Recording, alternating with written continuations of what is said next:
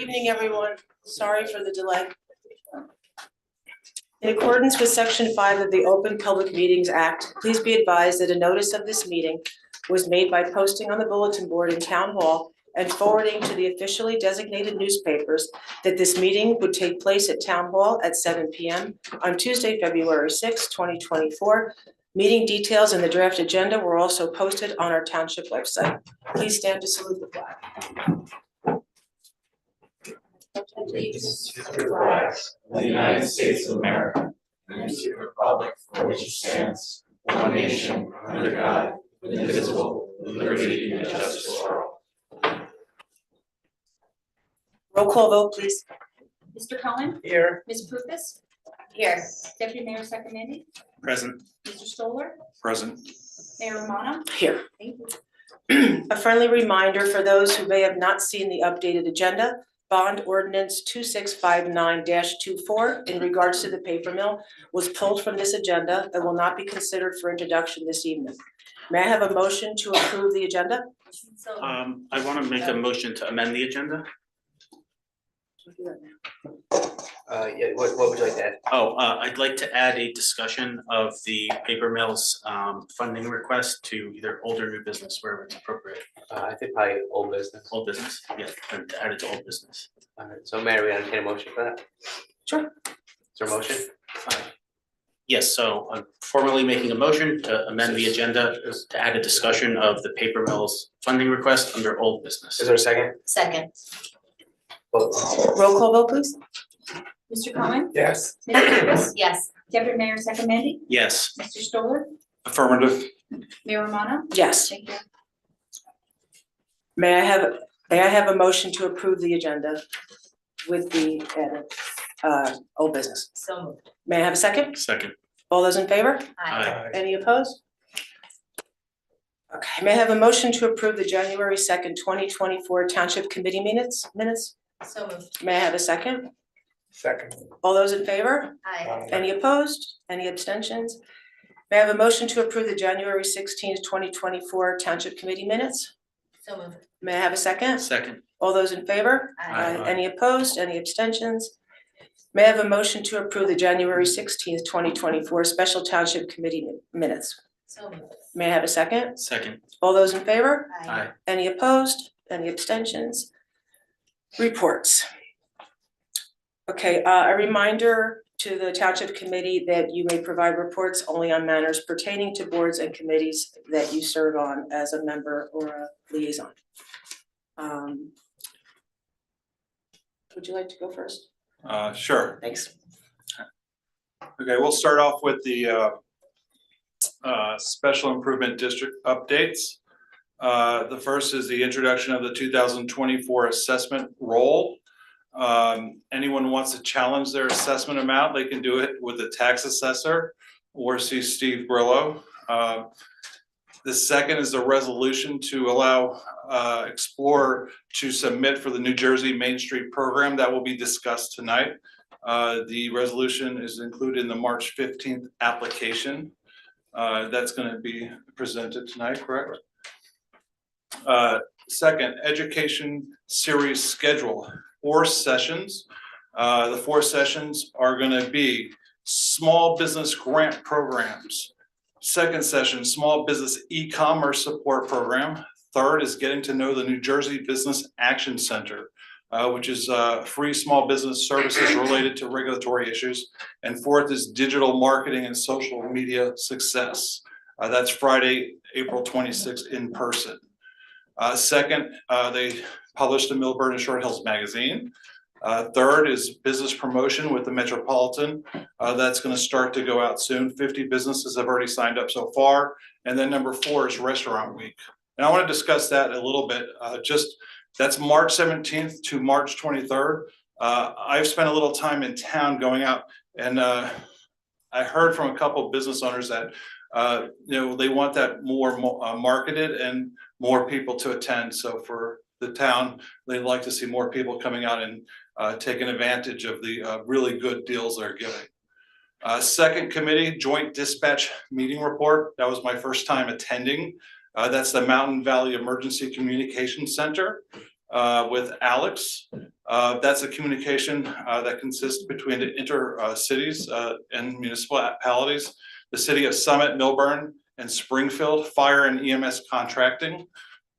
We had talked about the future location of the dispatch center with the current lease in New Providence, which expires on July 1st. We talked about the timeline and feasibility of extending the lease and the evaluation to determine the full scope and relocation to a better location, and working on a unified computer and aided dispatch project for 2024. The next board meeting will be on April 17th. The next committee, FEMAC, Flood Mitigation Action Committee. This is update from our February, from our last meeting. There are several new committee members. The critical skills that we're bringing together, really starting to accelerate our efforts to finalize a complete set of flood mitigation recommendations. Everyone's focusing on these retention solutions of the 3 rivers running through the town, the east and west branches of and the Van Winkle Brook. All of the solutions are coming together to reduce the flooding and holding water and slowing its flow down. Just great momentum all the ways around. It's not going to be short term, although it seems to be making a great effort so far. I would like to make a recommendation to add a chairperson to the committee to ensure there's one voice, and we will get to that later. Rec department, we're talking about that's the next committee I chair or I'm on. Taylor Park Playground, Green Acres applications going in. Bauer Community Center Assembly Room renovation, that is complete. Senior programs will resume Friday, and badminton, pickleball programs will start up. And then the pool, golf, tennis, and pickleball memberships registration is opening this week. Joint Facilities Committee, we have not had that meeting yet for that commission. That is set for February 29th. That's my report. Thank you very And much. exhausted. Committee in color? Sure. So on the library committee, we met, it was largely a reorganization meeting. Sarah Sherman was elected as the new president of the Board of Trustees. And we talked about plans are already starting for the annual book fair, which is a huge revenue producer and a huge effort on the part of the library. So this is the time, if you have books to donate, start thinking about that, clearing out your basement and whatnot, because it's a huge fundraiser. The planning board met. Three things happened there. The property at 85 Woodland Road came back because they needed an extension on their variances due to some issue that they were having with transformers for JCP&L. That extension was granted. The two resolutions that were passed by the Township Committee went back to the planning board. One was considered consistent with the master plan, one was not. You'll be hearing more about that later this meeting. And then lastly, we had our first meeting of the Finance Committee, which Ben and I sit on, and we're starting to bring stuff together to look at the 2024 budget. Thank you. Deputy Mayor Sacramento. Thanks. So Michael gave a update on the planning board, so I don't have to, which is great. So the Environmental Commission met a couple weeks ago, and we had a few items of discussion. We also had a guest from the Flood Mitigation Committee.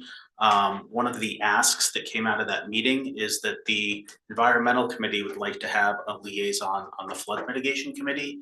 And the Flood Mitigation Committee, I guess, would like to have a liaison on the Environmental Committee because there's a lot of stuff that, you know, they could potentially work on together. You know, I think there's an opportunity for some synergy there. So they've made that ask.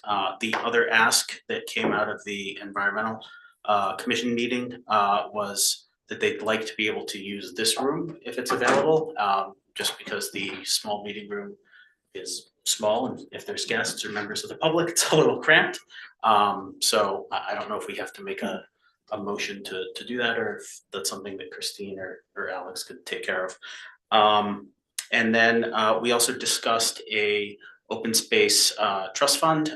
That's going to be coming up in a future meeting. They're going to be seeking a referendum to adding a small tax that'll go towards an open space trust fund. What's great about that is we can use that for you know, purchasing property for things like recreation fields, green space, etc. So more to come on that in the future. Those are the updates I have for now. Thank you. Committeewoman Lucas? Yes, thank you. On next Wednesday, February 14th, the two-way circulation on Essex subcommittee is going to meet again and get the revised report.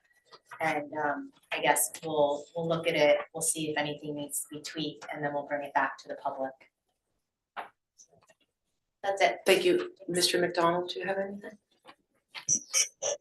Yes, just a couple things. One is just a notice to the public that the township will begin work on our parking deck maintenance and repairs. In particular, this will impact the third level of the parking deck. which is fairly underutilized at this point in time, but it will have some peripheral impact on the second level of the parking deck as well. I'll be working with Mr. Grillo to notify business permit holders and businesses. And we will be doing some shuffling around in terms of parking to make sure that we can get these necessary repairs done and maintenance done on the parking deck. That will last for approximately 2 months. Our ability to close down the top level of the parking deck will accelerate the schedule, so we're gonna do our best to make sure that that happens. Just some more notice on PSE and G work, which I hesitate always. But they are gonna be they're continuing to work on Main Street. Some of you may have seen the notice that went out today regarding that no parking will be impacted from Church Street to Milburn Avenue due to that work. That is so that they can shift the lanes and make sure that there's traffic in both directions. So there will be no parking on both sides of the street. They are currently delayed in their work that we had asked them to do at night at the intersection of Spring and Milburn Avenue. And so we will put out word when that happens. And those are all the reports I have. Thank you. Mr. Cantor? Mayor, I have no report tonight. Okay. Real quick, I attended CETA's meeting. Founding Day plans are underway. It's going to be a special celebration this year with the 100th anniversary of Taylor Park. The date is Saturday, May 18th, with a rain date of Sunday, May 19th. CETA committee is in the process of refurbishing some of the mill wheels that have been in storage. And they're also reaching out to other community groups and organizations to create more mill wheels for permanent display throughout town. So mark your calendars and come and celebrate our community history and culture. If you want information, if you want to volunteer, the email is mshceda@gmail.com. I also attended the Community Service Award Committee, and we went through the group of potential recipients for the year. And I'd also just like to welcome our Essex County liaison, if you want to say hi or a few words. Orlando, I'm sorry, I forgot your last name. Camacho. I was close. So he'll be joining us throughout the year, providing updates from the county. Mayor, Committeeman Cohen asked that I give just a brief update on the 9 Main Street redevelopment agreement. We were ordered by the court to resolve the remaining issues by January 31st, 2024. We had some brief negotiations with RPM's attorney. We resolved those 2 issues. We're waiting for the finalized document to be sent to us from RPM's counsel. They were the ones who were tracking the changes and had the document. We have not yet received that final document, but it's my understanding once we receive it, it'll be made available to the public as we believe it's in final form. And it should be on the agenda for consideration at the February 20th meeting. Thank you. Public comment. When invited to speak, to offer your comments, please come to the lectern. Clearly state your name and whether you are a Milburn resident and/or property or business owner. Please do not provide your full address, seeing our meetings are recorded and are readily available to the public. For the convenience of our community, there is a remote option. If you called in and would like to comment, please press *6 now. If you are attending by computer or electronic device, please click the raise hand button and be sure your video is on when you comment. All members of the public wishing to speak will be put into the queue to address the committee. To help facilitate an orderly meeting and to permit all to be heard, speakers shall limit their comments to a 1 3-minute session. You will be prompted when there is 30 seconds remaining. A reminder that this is not time for dialogue or debate or to debate a matter, and this is a time during our business meeting for the public to offer comments. I will now open the public comment period.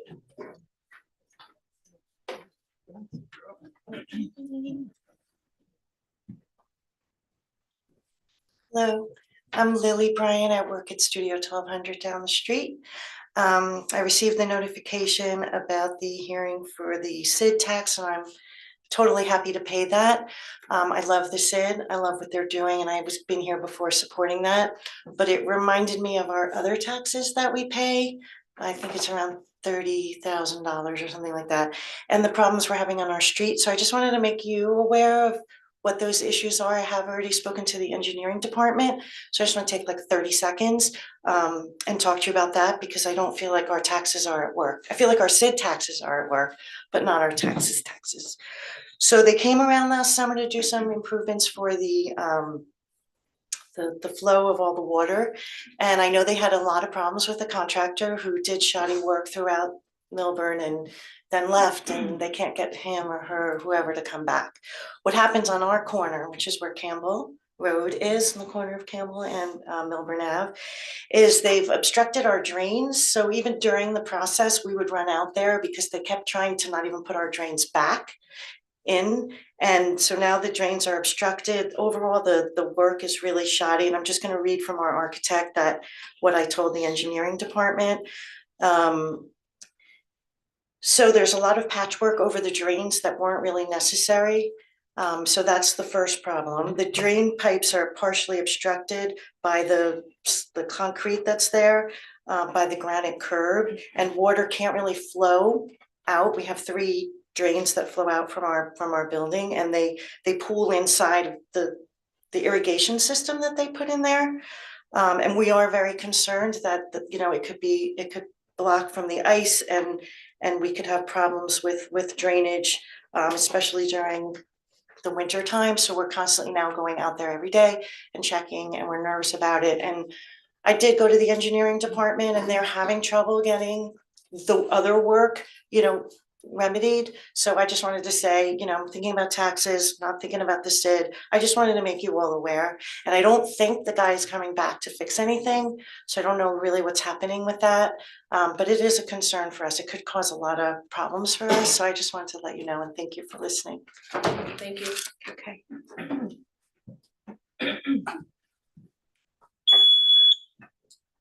Good evening, Charlie Bambara, 37 Keats Road, Milburn resident for 27 years. I just first of all wanted to commend the mayor and committee.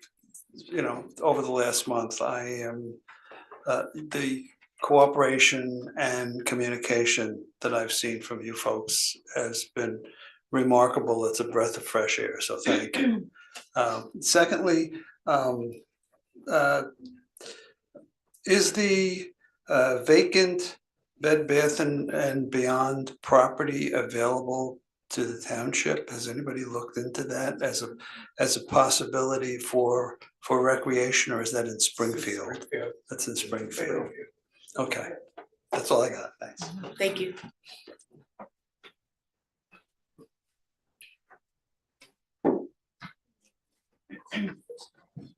Good evening, Dave Cosgrove, I'm a resident. 2 questions probably directed to Mr. McDonald and maybe new counsel, although it may be too new for this.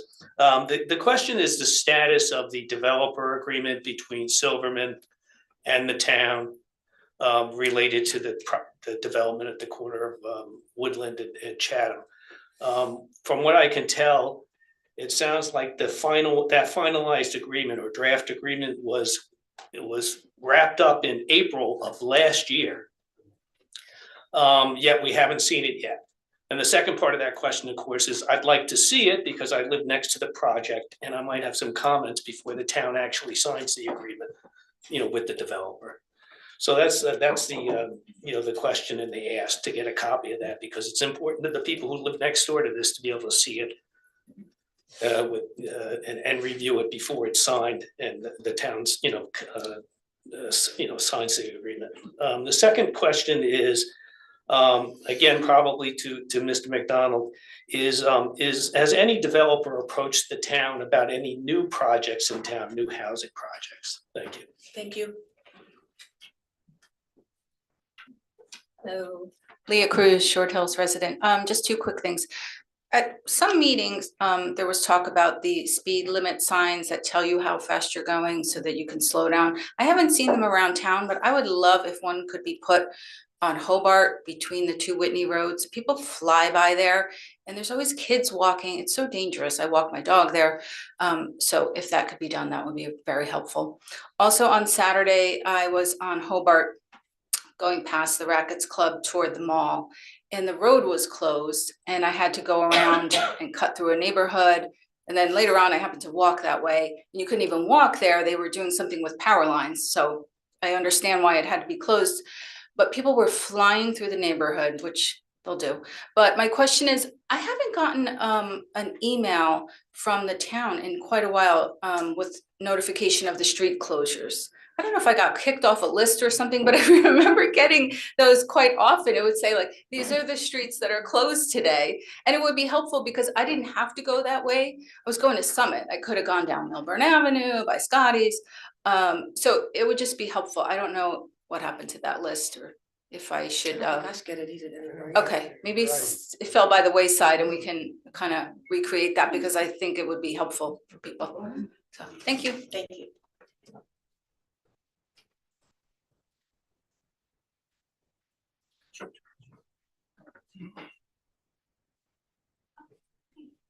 Jay Morelli, resident and property owner. Let me start by thanking all the committee members for volunteering to serve this community as members of this board. A few kudos. First, I commend Mayor Romano for her decision to step down from her role as the head of the local Democratic Committee. I think it's a great start to hopefully removing some of the perceived outside influence that exists in local matters. Next, I'd like to thank committee members Saccomandi and Stoller for meeting with me and a group of concerned residents to discuss gun safety efforts.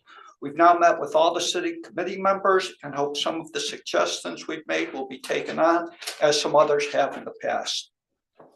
I'd also like to say that the proposed addition of a second comment period at the end of the meeting is very welcome and will go a long way to addressing some of the frustration felt by residents when new items are introduced in meetings. I'd like to close with a question to all the TC members, and it goes back to the matter of perceived outside influence. And it's a simple yes/no question, and hopefully each member will respond.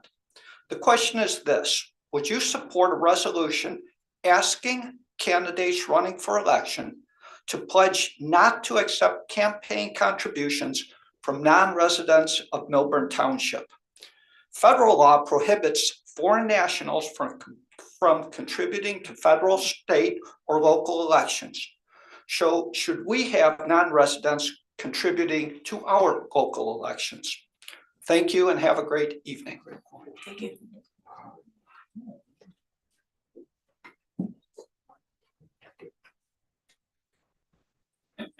Good evening, Jean Pasternak, resident. I want to echo the thanks for the second comment period. I think that's really great, and we're really pleased to see that addition. And I'm sure that if people have some extra comments beyond the old and new business, we'll have your good grace, Mayor, to listen. The other thing I wanted to comment on is the Main Street, New Jersey application.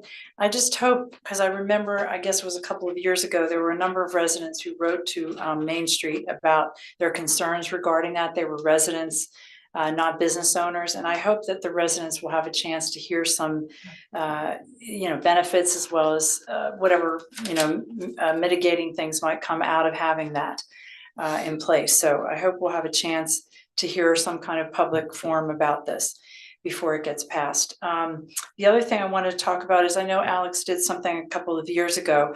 So, I think you mentioned, Michael, about the finance committee getting the budget ready. I thought it was really helpful to have that legal analysis presented a couple of, maybe 3 years ago now, I can't remember. But given how much is going on with all the different projects and so forth, I think it would be helpful just to understand, what part of our budget is going in that direction. Thank you very much. Thank you. Good evening. My name is Jeffrey Feld, Old Short Hills resident for more than 30 years. I'm trying to restore trust and confidence in our government. Last Monday, a week ago, at the paper mill presentation, there was a statement made by our BA about the amount of long-term debt that the municipality had. The next day, the annual debt statement was posted. I found there an error. What I find disturbing is one, that the original debt statement has been removed from the public website. That should be there as a public record. The amended one should be there. What was omitted was the school referendum debt. In addition, when you look at the body of it about the utility, it says we were self-liquidating. But when you compare the history of the time, the parking utility, how much money we spent in past prior years, we spent about $500,000. I think it might have been a typo. I only said 50,000. Because if you add in the proper amount, historically, we would be not self-liquidating. And that's usually because of an event of default and some other deals. And the reason I asked about the debt statement, that ties into the original proposed bond ordinance for the paper mill. Because to have a prior for introduction, you need a supplemental debt statement. That's never been posted. And the reason I ask that, because also on your agenda tonight is a resolution to approve like a rollover of the ban. And when you look at a ban, there's certain things I think the public should understand. A ban is not like a bond. It has to be paid off in 10 years. When you compare the ban that was done last year, it's the same amount that's going to be approved this year. So there was no amortization of the obligation. It's like a rollover of a credit card. But when you approved your temporary budget about a month ago, you had about $1.7 million for principal reduction, about $200,000 for interest. When is that going to be paid? Because historically, when you renewed your ban, you were reducing the principal amount of it. That does not happen on this year, and I'm just asking why. Question is, who's bought the ban? What is the new interest rate? And does it tie into the temporary budget that you had? As to the policy and procedure ordinance, the way it's drafted now, the public will have a second opportunity to speak, but we're only limited to what was said in new and old business. I think it should be broader, that if I give a speech like my comments now and someone makes comments about it, I have an opportunity at the end of the meeting to respond rather than writing it. Also, we should be considering written submission of questions and comments prior to the meeting, because other municipalities do that. And would maybe never allow me to speak, but you have the questions, the public can see it, you can answer those questions up front. As to the Main Street, New Jersey application, I believe there's going to be a presentation, but the public has no opportunity to comment. There's no rush to approve it today. Let Mr. Grillo make his presentation. Let the public make comments on it, and maybe at the next meeting, then you approve it. Thank you, Mr. Feld. Thank you. I'll be back.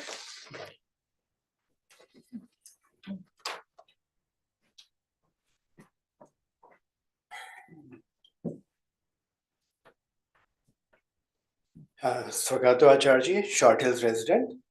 So I would like to register my protest against the ordinance 2658-24 that is being considered for adoption in the later part of the meeting. Specifically, it gives a lot of powers to the Historic Preservation Committee to block even minor alterations, such as changing exterior lighting, fences, steps, and communication devices for homes that are not just designated historic, but even potentially historic, as identified in the historic preservation element of the master plan. The 153 residents of Marywood, Nottingham, we have been protesting for more than 5 months against a historic district designation. It seems, our voices are not being heard. This is a clear violation of our homeowners' rights. We have had multiple meetings with the TC committee members, and even last week with the mayor as well as the township administrator, and we're assured that any such ordinances will be taken up after due consideration of resident input. So I humbly request the TC to table adoption for now, to conduct multiple meetings, public meetings, gather resident input before taking up this issue again. Thank you. Thank you.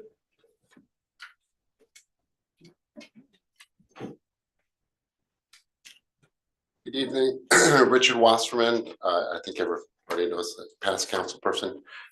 Tonight, I stand in support of the Main Street application. Originally, this was an endeavor that I brought along with Steve Grillo to the township.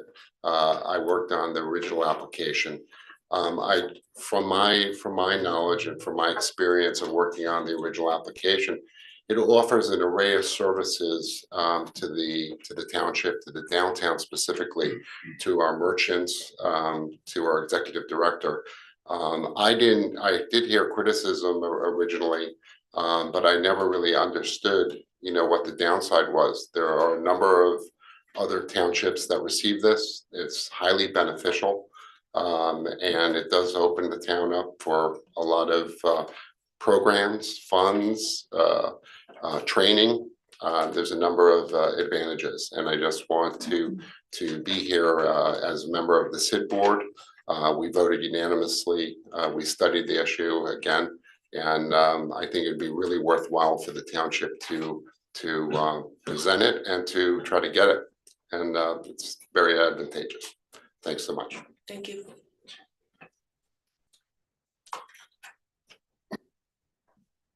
Anyone? We have 4 online.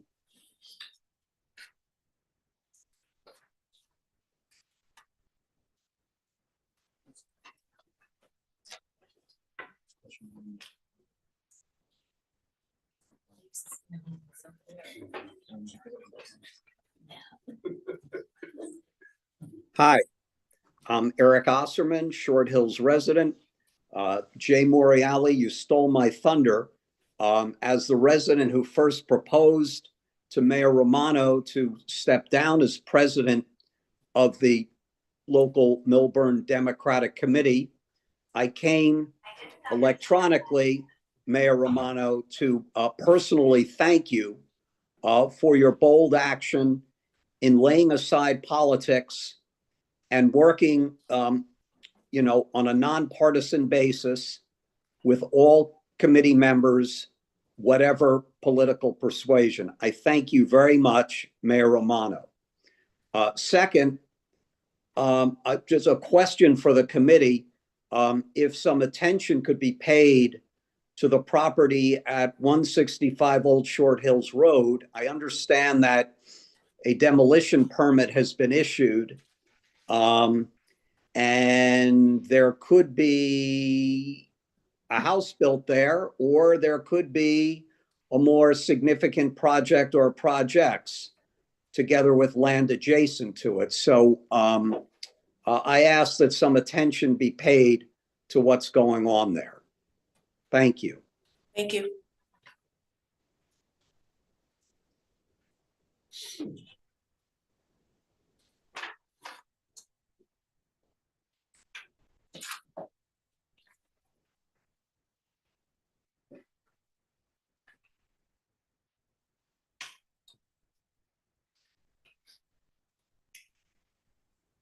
Hey guys, it's Christine Best.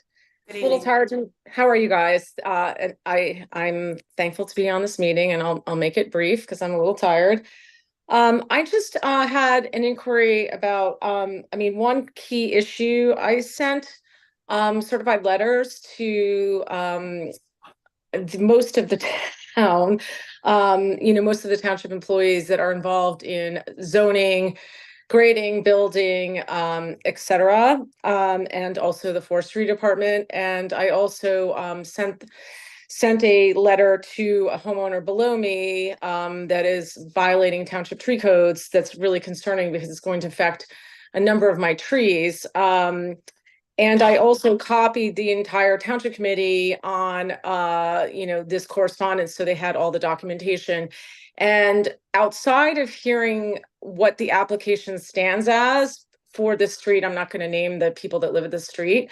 There's no reason to do that. I just still haven't heard anything. And, I think that I would really appreciate if somebody from the township committee would take it upon themselves when they're not busy, because it doesn't seem to be an urgent matter, to come to my house so I can show you the destruction of bad land grading and planning. Okay, the zoning board and the grading department, engineering actually approved a 15-foot buildup within 20 feet of my property that caused a tremendous amount of water flow down to the properties below me. And it's really disturbing because all of their land has actually eroded, because when you have a steep slope to that level, it's very, very difficult to put grass in place. And grass was the only thing that was holding back the massive flow. And the poor people that live below me actually now have hay all over their lawn as a result of this. So I get to look at it, okay? And then they're now having to put drainage in all through their property because of 11 Fairfield Terrace is terrible construction. And the thing is that I really want to talk about responsible planning, zoning setups, because this is something that's going to come back to haunt the town of Millburn, because it was approved in 2015, and now it's sort of like the side effects of it all, which is what I warned the town when it was all done, are now coming. And it's not just affecting the property below me, it's affecting 1, 2, 3, 4, 5 properties below me. And I know that for a fact because I've lived in this residence for a long time. So I would really appreciate if one person on the committee could reach out to me and talk about that, so I don't keep having to send letters, you know, documenting everything. It would be helpful because maybe we could work through this situation. And that's pretty much it. I was in Taylor Park today and was enjoying the sunset. So thank you so much. And I hope you all have a good evening. Thank you. Thank you.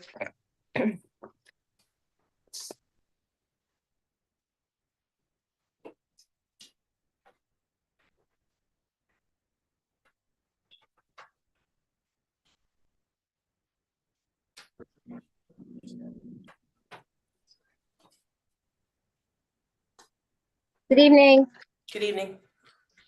Harry Urso, Short Hills, New Jersey. I'm not sure what's going on. Property owner.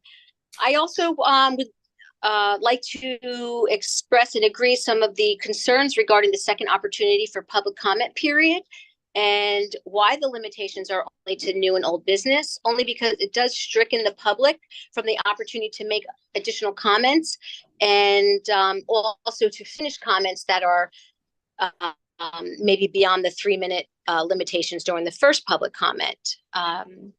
Also regarding the 2024 Main Street application.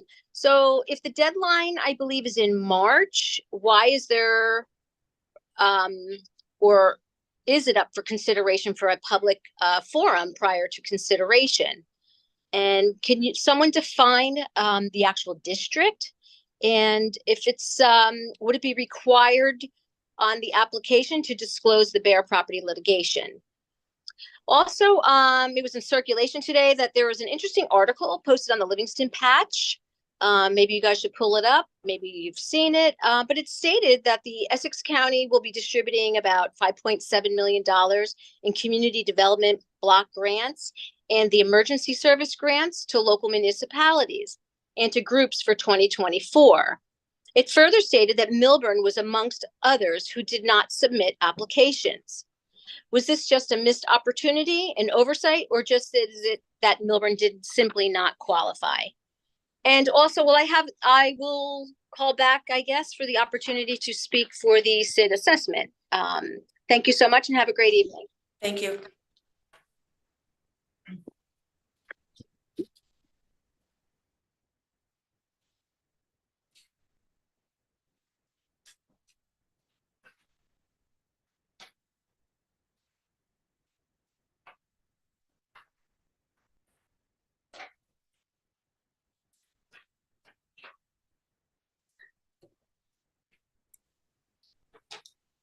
Good evening. Can you put your camera on, please?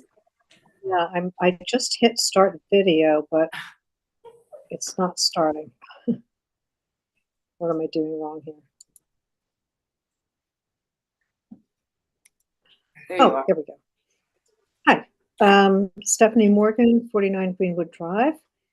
First, I'd like to thank all the committee members. I sent each one of you a letter about something that concerned me, and I received a very nice response from all of you. So I just wanted to thank you for taking the time to do that. What I want to talk about is fair share housing. You know, at a prior township committee meeting, Mr. Cantor gave us a synopsis of where we were in the court process. And I think I heard him say that the judge was imposing an uncommon amount of pressure to get the developers agreement signed and in general to move forward with our compliance in the fair share housing settlement agreement. He felt we had a legal case to challenge the time frame, but it wasn't clear to me whether he thinks the matter of the development of 9 Main was at all up for negotiation with the court. Based on what I heard at the hearing, the judge didn't sound as if she was at all amenable to removing the property from our obligation. I don't know what was presented to the township committee at the closed meeting before this one, but I assume it was a kind of a risk reward analysis. The judge gave me no reason to believe that paying $500 to $1,000 a day would buy us time to renegotiate the settlement agreement. I've also read a substantial amount of stuff that Dave Cosgrove has put up on Facebook. It's very complicated about the pending legislation. It's complicated, it's not passed yet, and it's not fully negotiated.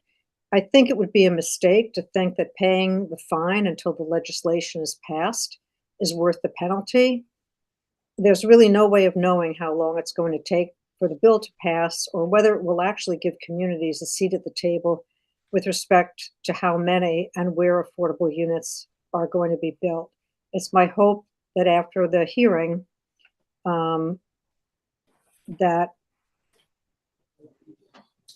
well, I just, what I would hate us to do is suffer a penalty where we're faced with, litigation for what might be a really expensive and possibly illusory reward.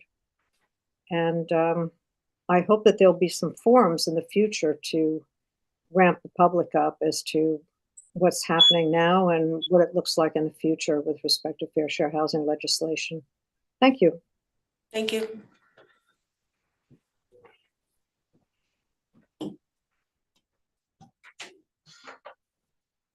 There are no more comments. Thank you. I will now close public comment. Would anyone like to respond to any of the public comments? We'll start with Committeeman Stoller.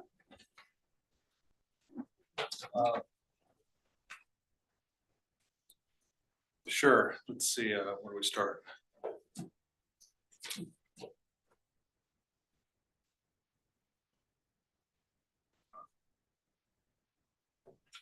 I'll defer the ones that I feel belong better to other folks. Jay Morielli, thank you. We learned a lot at your gun safety. I appreciate that. Leah Cruz, the road closing emails, I've not been receiving them either. And on the speed limit signs, I definitely agree. And I'd love to hear an update on where we are with those, Alex.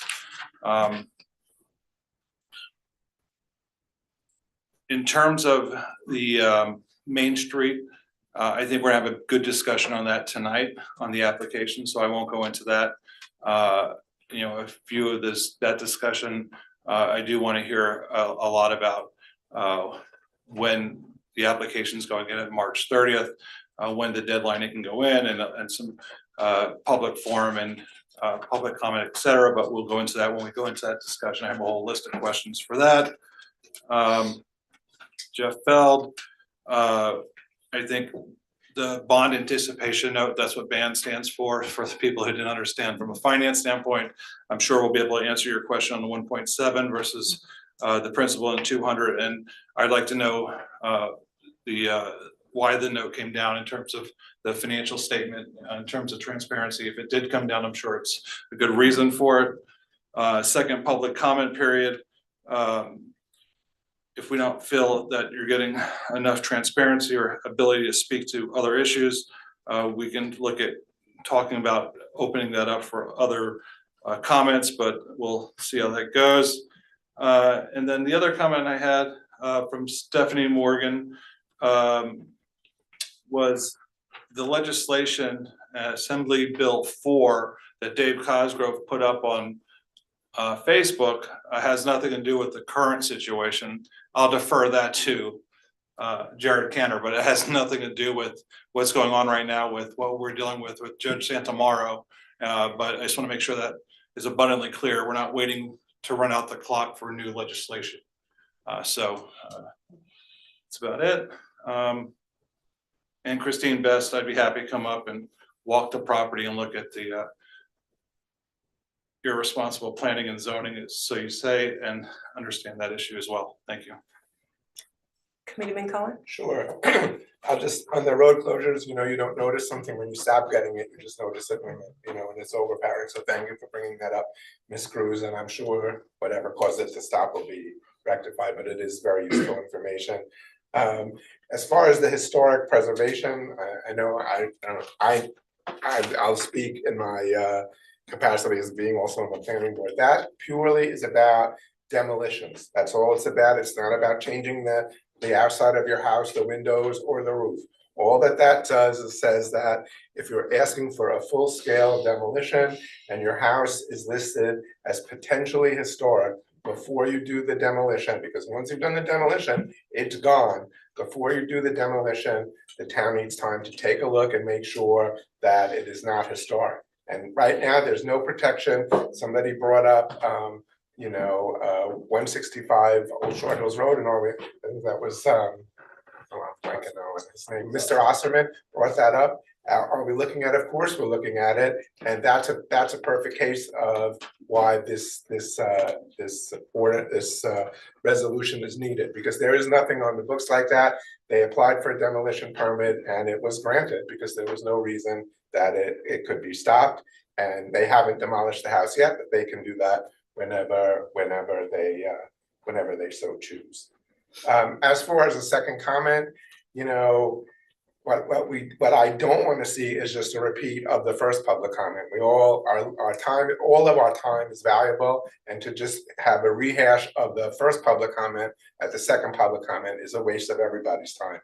So there will be rules. We'll talk about this more in the resolution, but it is limited to old business and new business. So tonight, all that would be, actually, it wouldn't have been nothing at the beginning, and then now that Frank added the paper mill to old business, it would be on that. But that's it, and that's where we're starting, and it doesn't rely on the chair's good grace to let other people talk about other things. That's the rule, and my understanding is that if you deviate from that, you'll be gavelled down. Deputy Mayor, do you have any comments? Yes, I do. So, Mr. Cosgrove, you raised an interesting question about the developer agreement with Silverman. Alex, perhaps you could give us an update as to when that's going to be released. If I would also like to know why it hasn't been released yet, if it's been finalized for a while. Let's see. Alex, I would also love to know if any developers approach the town about any new housing projects. I personally am not aware of any, but that doesn't mean it hasn't happened. Mr. Moriali, yes, thank you very much for sitting down with me and Committeeman Stoller. It was a useful conversation. I think we both learned a lot from each other. Just a reminder to the public, if you own firearms, please make sure you store them safely. As far as whether we would support a resolution for candidates running for election to pledge not to take outside money, if I ever plan on running again, then that's something I'll look into, but I think everyone sort of needs to make that decision for themselves. I don't know if we as a governing body really have the ability to limit that, because I think there are state level laws that come into play with regards to financing. So I don't think the town can just, make an ordinance, but maybe that's something that Jared could expound upon a little bit as to whether that's something that we could even do if we wanted to. I think there's a gentleman, I don't know if I'm pronouncing the name right, Swagato. He was concerned about the ordinance up tonight, and as Committeeman Cohen pointed out, it is limited strictly to demolition. And additionally, it only applies to properties that are listed on the historic element of the master plan and have had a report completed. So if you fall into that criteria and you want to demolish your house, then, if the ordinance passes, then you would have to go to the HPC for review. And this is something that, I believe some other towns have in place. I think Montclair has a similar ordinance.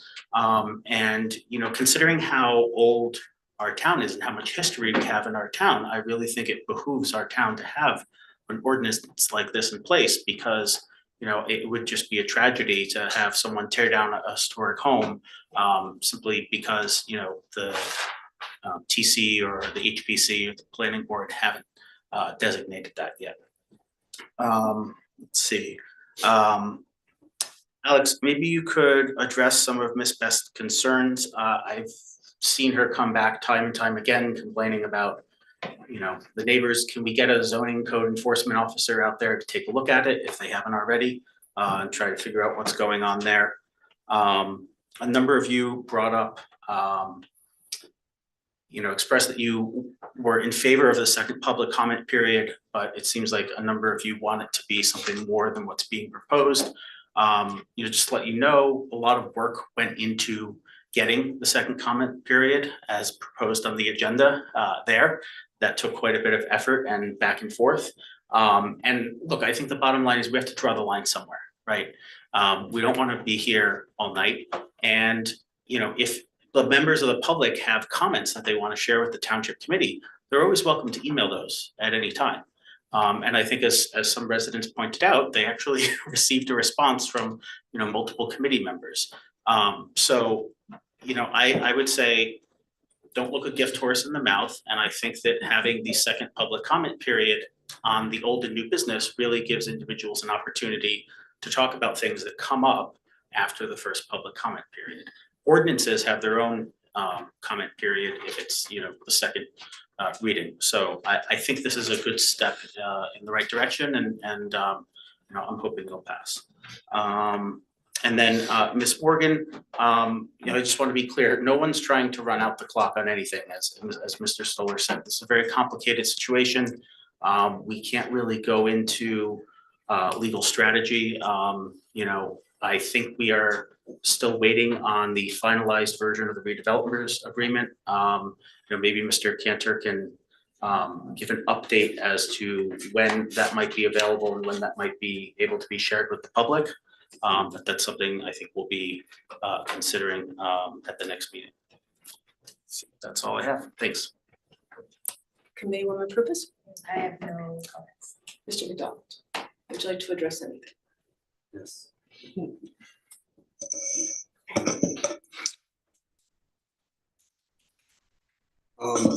First and foremost, I will defer to Mr. Cantor a little bit on the developers agreement with Silverman.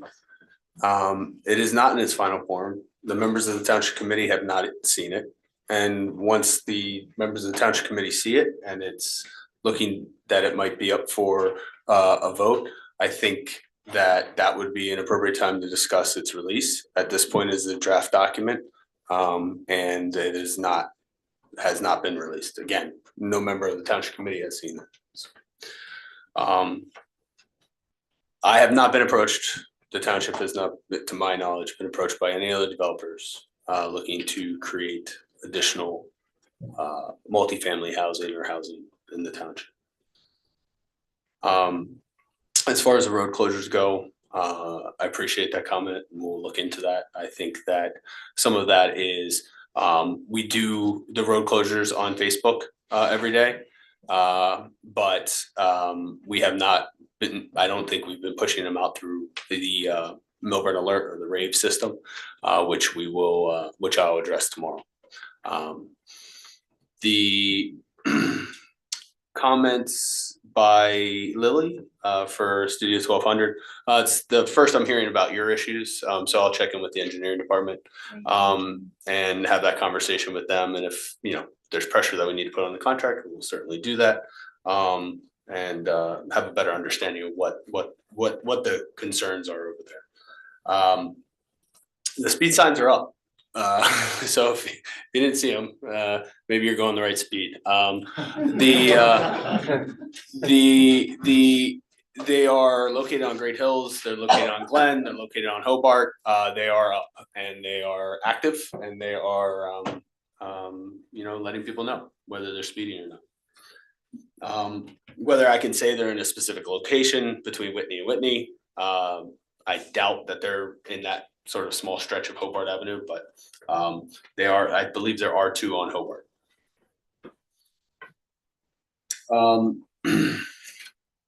To speak to Mr. Feld's comments and some of the questions about debt.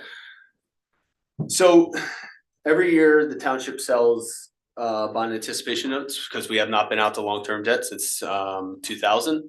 So every year we sell bond anticipation notes. As many of you know, right now is not necessarily a favorable interest environment when it comes to municipal debt. Therefore, we have, and Mr. Feld succinctly pointed this out during the paper mill meeting. We have $4 million of issued debt. We have $19 million of authorized but not issued. A total of, $15 million of authorized but not issued. The vast majority of that authorized but not issued debt is tied up in the joint meeting of Essex and Union counties. As you may, for those who've been around, we've done multiple bonds based on the very extensive flood mitigation project that the joint meeting is going to be doing down in Elizabeth. And we are paying our percentage or assessment percentage of that debt. So the $4,030,000 that you see as part of this note resale, this bond anticipation note resale, is debt that has come off due to our previous payment of $1.7 million. The payment hasn't changed. The payment has been the same for years and years and years now, regardless of the amount of debt that is brought into bond anticipation notes. And that fluctuates based on the interest environment, based on the need for cash for a particular project, whether we spent the money on a particular project. There's a whole host of factors that go into what amount is put into that bond anticipation note and what is sold. So there are some projects that just came on that don't necessarily need to be sold right now. And if you can save money on interest by not selling those notes right now, that's what we're going to do. So that is the reason that it is $4,030,000 of a note sale. I hope that answers the questions that you're. So I had asked this question during the week, and as you said, what was explained to me was the 1.7 million did come off, but then 1.7 was also put back on. Yep. So that's why the number appears as though we didn't pay anything, which we did, but you know, the number remained the same. So for instance, I'll just give a quick example because I have both the 2022 and the 2023 annual debt statement here. Last year in 2022, the note for South Mountain drainage that we had issued was on the annual debt statement. This year, that is not on there because that was paid off as a part of that $1.7 million debt service payment. Now, there's a new project on there, which were our security improvements, okay, which were not on this previously. So I hope that explains sort of how that rolls in terms of the bond anticipation notes and the authorized and not issued versus the authorized and issued debt. In terms of Christine Best, all I can say is the multiple times that I've checked in with engineering, zoning, and building, and the forester, is that there's a continuing communication and conversation, but nothing has happened at this point. Nobody can provide an update because nothing has happened at the property. I'm happy to also go out and take a look, but nothing has happened. So we can't. The tree ordinance, tree permit hasn't been issued. Grading permit, to my knowledge, hasn't been issued. A building permit is still being, I believe, waited on. So nothing has been issued. And we continue to be asked, but the answer continues to be the same, which is that nothing has happened. So I think it is also a discussion, and I think that, you know, when it comes to disputes between property owners, there's a perception at times, and I'm just gonna say that there's a perception that the township's job is to we have a balancing act that we have to do, which is what people say is we have to protect their property from the rights of other people to do what they need to do on their property. And there is it is a difficult line to deal with. In particular, in this example, there are trees that were planted very close to the property line.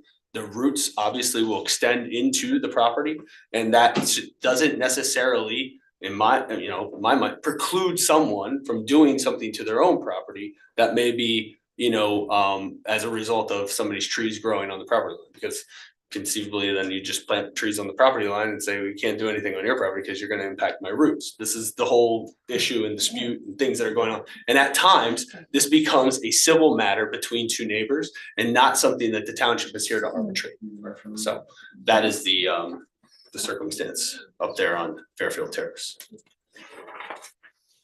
And I think Is there anything else that I needed to answer? I think that's it. Mr. Cantor.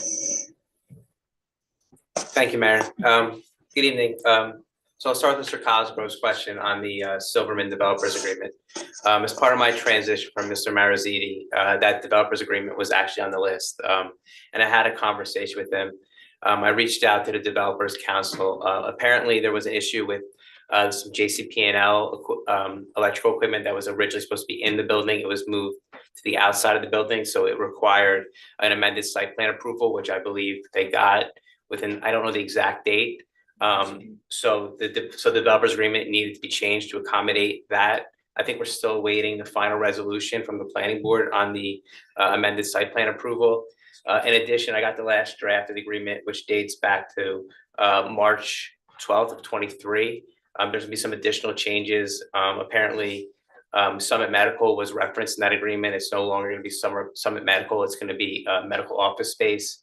There's gonna be no longer on-site tenant during construction. And they'll no longer need to construct the building in phases. So each of those changes need to be put into the developers agreement. And those are changes since, obviously predates me and it's almost a year ago. But I'm waiting a turn of the document from Developers Council. And once we get that, we'll review it. And I presume once it's in final form, it'll be made available to the public. So I think that's the full update on the developers agreement.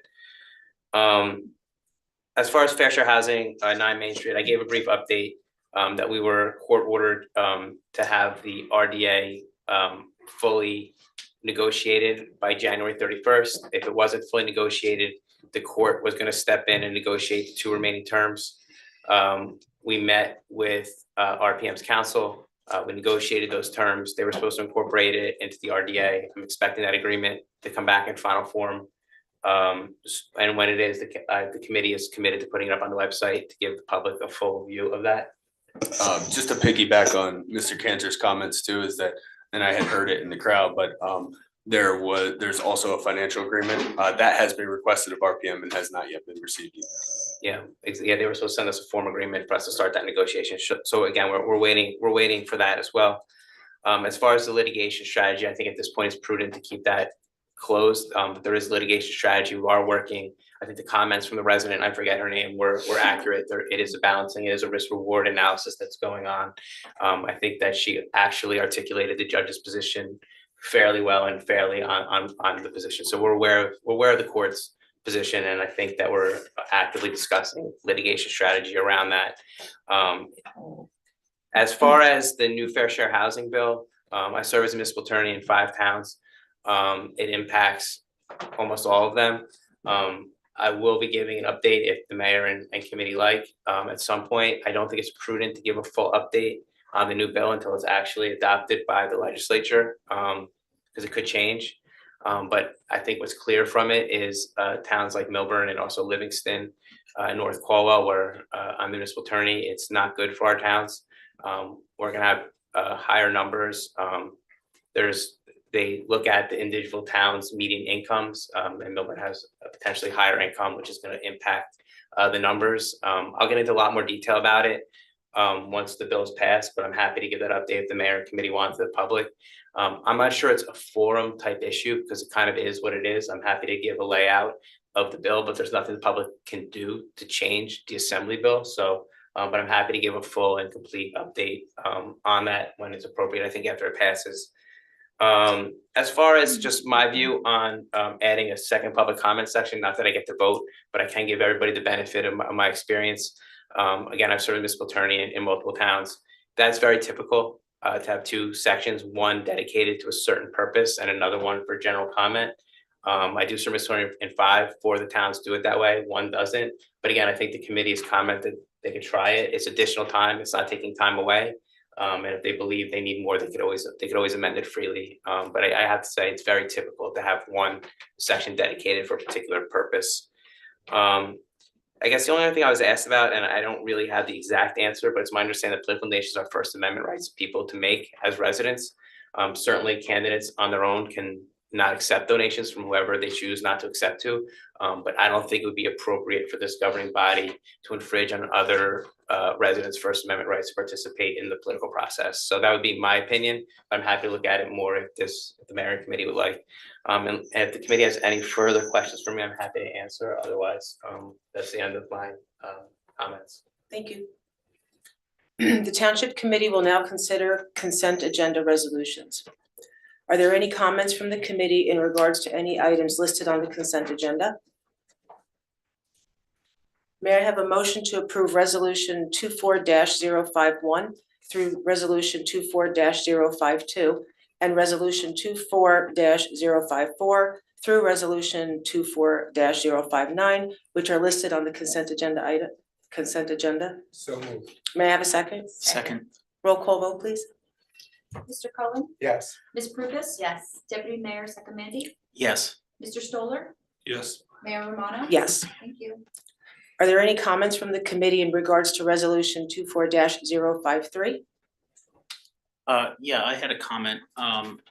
So I think the not to exceed amount is $40,000, and it's my understanding that this is supposed to be for a fairly limited scope engagement. And I just think that number seems a little high. This is a firm that we've had for quite some time in this town. They've made a lot of money from the town, and they're no longer here. And there's reasons they're no longer here. And I just have difficulty authorizing that large of an amount for what should be, I think two seemingly simple matters that they have to deal with. So perhaps Mr. McDonald could explain, exactly what it is they're going to be working on and what the time estimate would be for that to justify this not to exceed amount of $40,000. Sure. So first and foremost, Mayor Z Falcon, and part of the transition is that they are working on some cases that are existing, in particular when it comes to two Oprah complaints that we have, as well as some environmental issues, which would include certain access issues with the Schoolhouse Plaza remediation that's taking place, as well as Lot 1. And as well as they had been working on some things with regard to 9 Main Street, as well as 22 East Willow. So I think that also part of this is that, and we had previously discussed, and again, I'm here to do at the direction of the Township Committee, but that there were some needs when it came to environmental issues. I can't say at times how much that's going to be, but certainly, and not to exceed doesn't mean that you have to exceed it, but that it was more a number to ensure that, should these GRC issues drag out, should, other things drag out, that we have the ability to, and the authorization to go forward with that. But, and also deal with any environmental matter that may come up and have the expertise of a law firm that has done it for a long time and has, not only in this town, but also in the state of New Jersey. So that's some of the rationale. So in the Lot 1, that's the, I hate when people use the lot numbers. Sorry, Other than Essex lot- and Maine. Lot 14 is the only one anybody ever knows. The Lot 1 by Essex and Maine.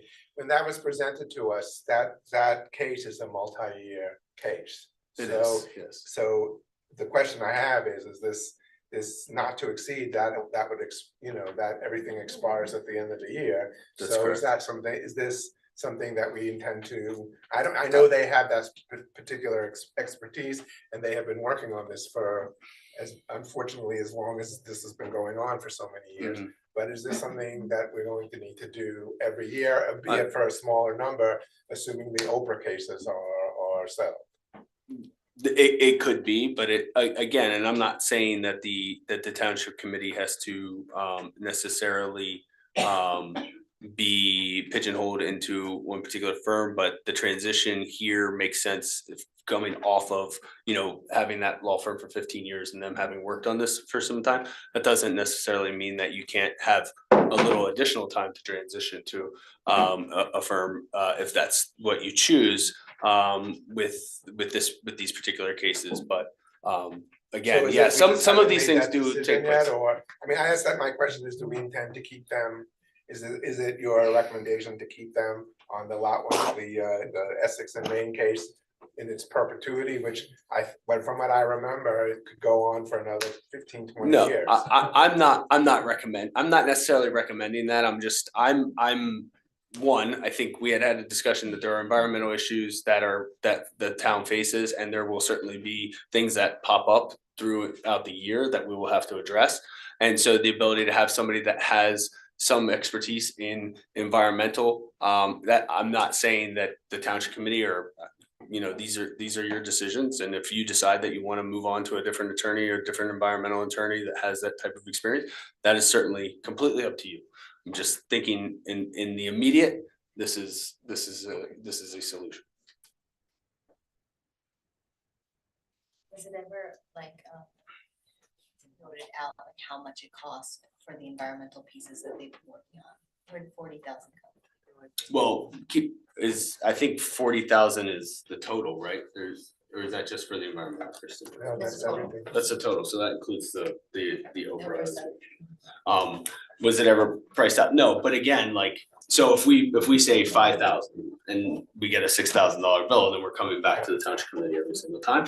And again, that, the not to exceed is just a number. It doesn't mean that you have to exceed it. Doesn't mean that they're going to exceed it. They could end up spending $5,000. And the number comes from them, like it came in there. No, The number we gave it to yeah, them. we actually just kind of came up with it. That's what I'm basically. at, yeah. based It on wasn't from them. prior work that they've done or. In an expectation of work that's gonna take place. Yeah. So how many Oprah cases are there? 2. Just 2. And Mhm. so of the 40, do you have, 10. can you split that between the Oprah cases and the environmental work, the 40,000? Yes, it's with the professional. It's $40,000 with the professional. Right, but what I'm saying is, how much, when you came up with the 40,000, how much was environmental and how It much? was 15 and 25. 15 for environmental and. No, 15 for 15 for Oprah. Oprah, 20. Correct. So the Oprah cases are costing us $15,000. I don't know. Or. I don't know. I can't tell, yeah. That's our not to exceed estimate is 15,000 on the Oprah cases. Yeah. It's a lot of money for Oprah cases. Yeah. It is. It's not me.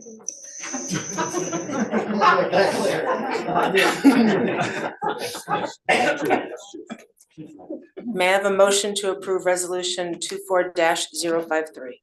So moved. May I have a second? Second, Roll call vote, please. Mr. Cohen? yes. Ms. Prupus? Yes. Deputy Mayor Sakamandy? Yes. Mr. Stoller? Yes. Mayor Romano? Yes. Thank you. Are there any comments from the committee in regards to resolution 24-060? I would like to just make a comment. Somebody said that 3 minutes, we don't wanna be here all night, but people get 3 minutes.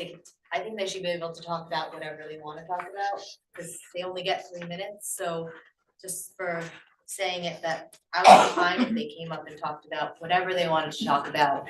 And that I mean, I wasn't part of making this adjustment to the thing, and I think a second public comment is a good idea, and I also think why not just let anybody talk about whatever they want to talk about for 3 minutes. So I'm just putting it out there that I would be in support of that. I If it agree with ever you, comes to Tara. I was in support of that. I went back and forth with Mayor Romano and Ms. Gaddy, and it seemed like there were some concerns from other members of the committee, as to people using this as a period of time to just be redundant. But if there's someone else on this dais that wants to support having second public comment period be about whatever they want, like the first public comment period, I would be in favor of that. If there's a third, then I guess we can make a motion to amend. I'm all for open transparency, and everyone in this room and in this town pays enough in taxes to say whatever they want for 3 minutes.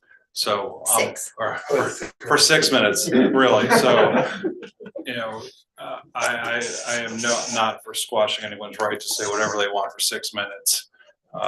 So I'm open with Tara and with Frank to be able to articulate their thoughts and expound on whatever they'd like for 6 minutes. So in that case, would it make sense to pull this and have a new resolution prepared for next time? Mr. Or Cantor? or could we amend it in place? So Deputy Mayor, it's up to you. You can move to amend the resolution. And I think your amendment would be to section 1, number 13, to take everything out that's after the dash.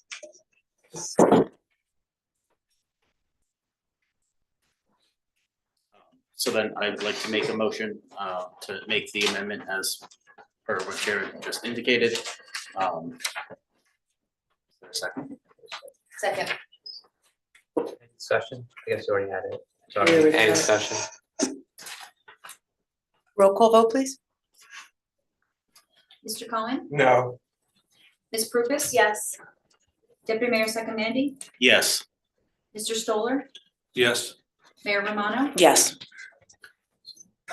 No, Mayor, you need a motion to approve the resolution as amended. Can I have a motion to approve the resolution as amended? So moved. May I have a second? Second. Roll call vote. Roll call vote, please.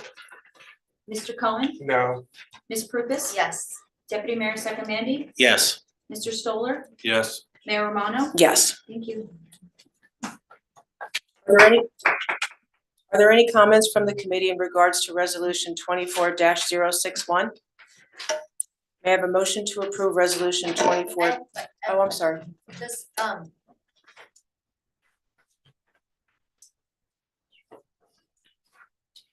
this is just to submit, so this is to submit the application, but is this what people are asking about having an open forum about the application? Yes, I believe that's what This people have is- been asking, yeah. To have an open, so, refresh my memory, did we get the approval the last time we went? I don't remember. Mayor, may I? Yes, please. Good evening. I have a short memo if you'd like, I can present it. But the answer to your specific question is when we applied I didn't actually apply, my predecessor did in early 2021. We were deemed ineligible because we did not have our 501c3 status at the time. We had our application in with the IRS, but it wasn't approved until after the deadline. So we submitted an application with the hopes that while it was under review, the C3 designation would be granted. Yeah. That didn't happen. We now have our C3. We've had it for over 2 years now. So now we are eligible, and this is the first round since 2021. So there was no application in 22 or 23. So that's why we're submitting now. And is that what normally happens? They only do it every 3 years or? They used to do it more frequently in the early 2000s, but over the last 10 years, they've done it once every 3 years. And as I'll make reference later, this year, they're only anticipating 5 designations. So when I was on the workshop call with the state, there was probably 35 communities on, but if every single one of them submitted, they're planning only on actually accepting 5 of those designations. And then it would, I assume, be another 3 years until they release the program again. And when were you gonna give your presentation, if not now?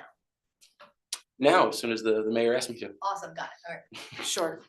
I do not set the agenda. No, I know, I just didn't know if like I missed something, cause I was like. I think I might have missed something. That's all right. This is the first of my 2 presentations tonight, but this will be the longest one and only be 5 minutes. Which leaves me an extra minute based on your new rules. So at our January meeting, the Explore Milburn Board unanimously supported applying to the Main Street New Jersey program for this year's round of inclusion. A resolution is before you tonight, which is required according to the program to proceed with submitting the application by the March 15th deadline. So without a resolution from the township, we cannot proceed with the application.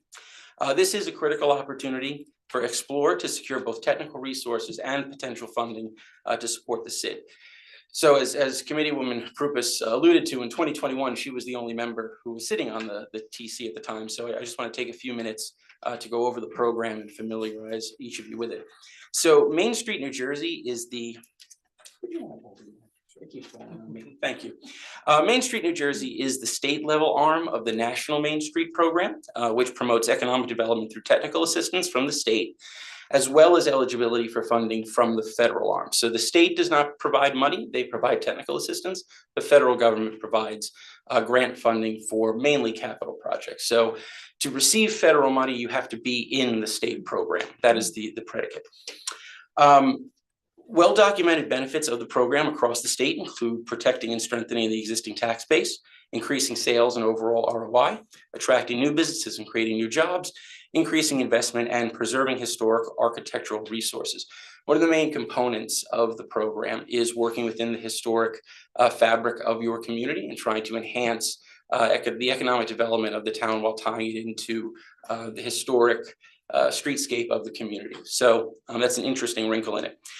Main Street New Jersey communities are entitled to free technical assistance from the Department of Community Affairs at the state. They administer the program.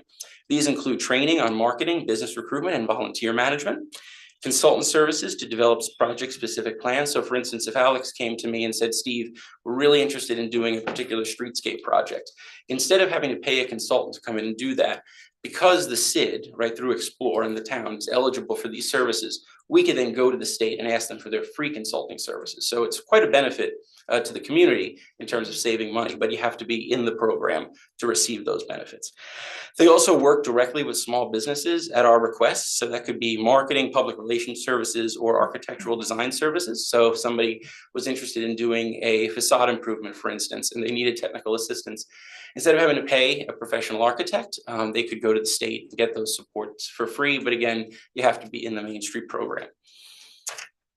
In addition to this, the national program provides funding for projects like facade improvement, streetscaping and sidewalk improvement, strategic planning, volunteer engagement tools, and business education programs. So that's where, if we were in the state program, we could then apply to the federal arm for funding. So right now we are barred from that. We cannot go after the federal money because we're not in the state program.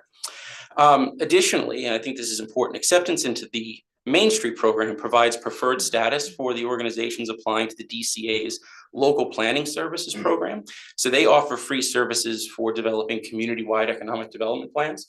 So that's through the DCA. It's totally free, but you do have to apply, and they give preferential treatment to municipalities in the Main Street program. So again, if Alex at the TC were to come to us and say, there's a specific project we'd like to do, but we don't want to have to pay X amount in private consulting, the state can provide those services for us if we're in the program.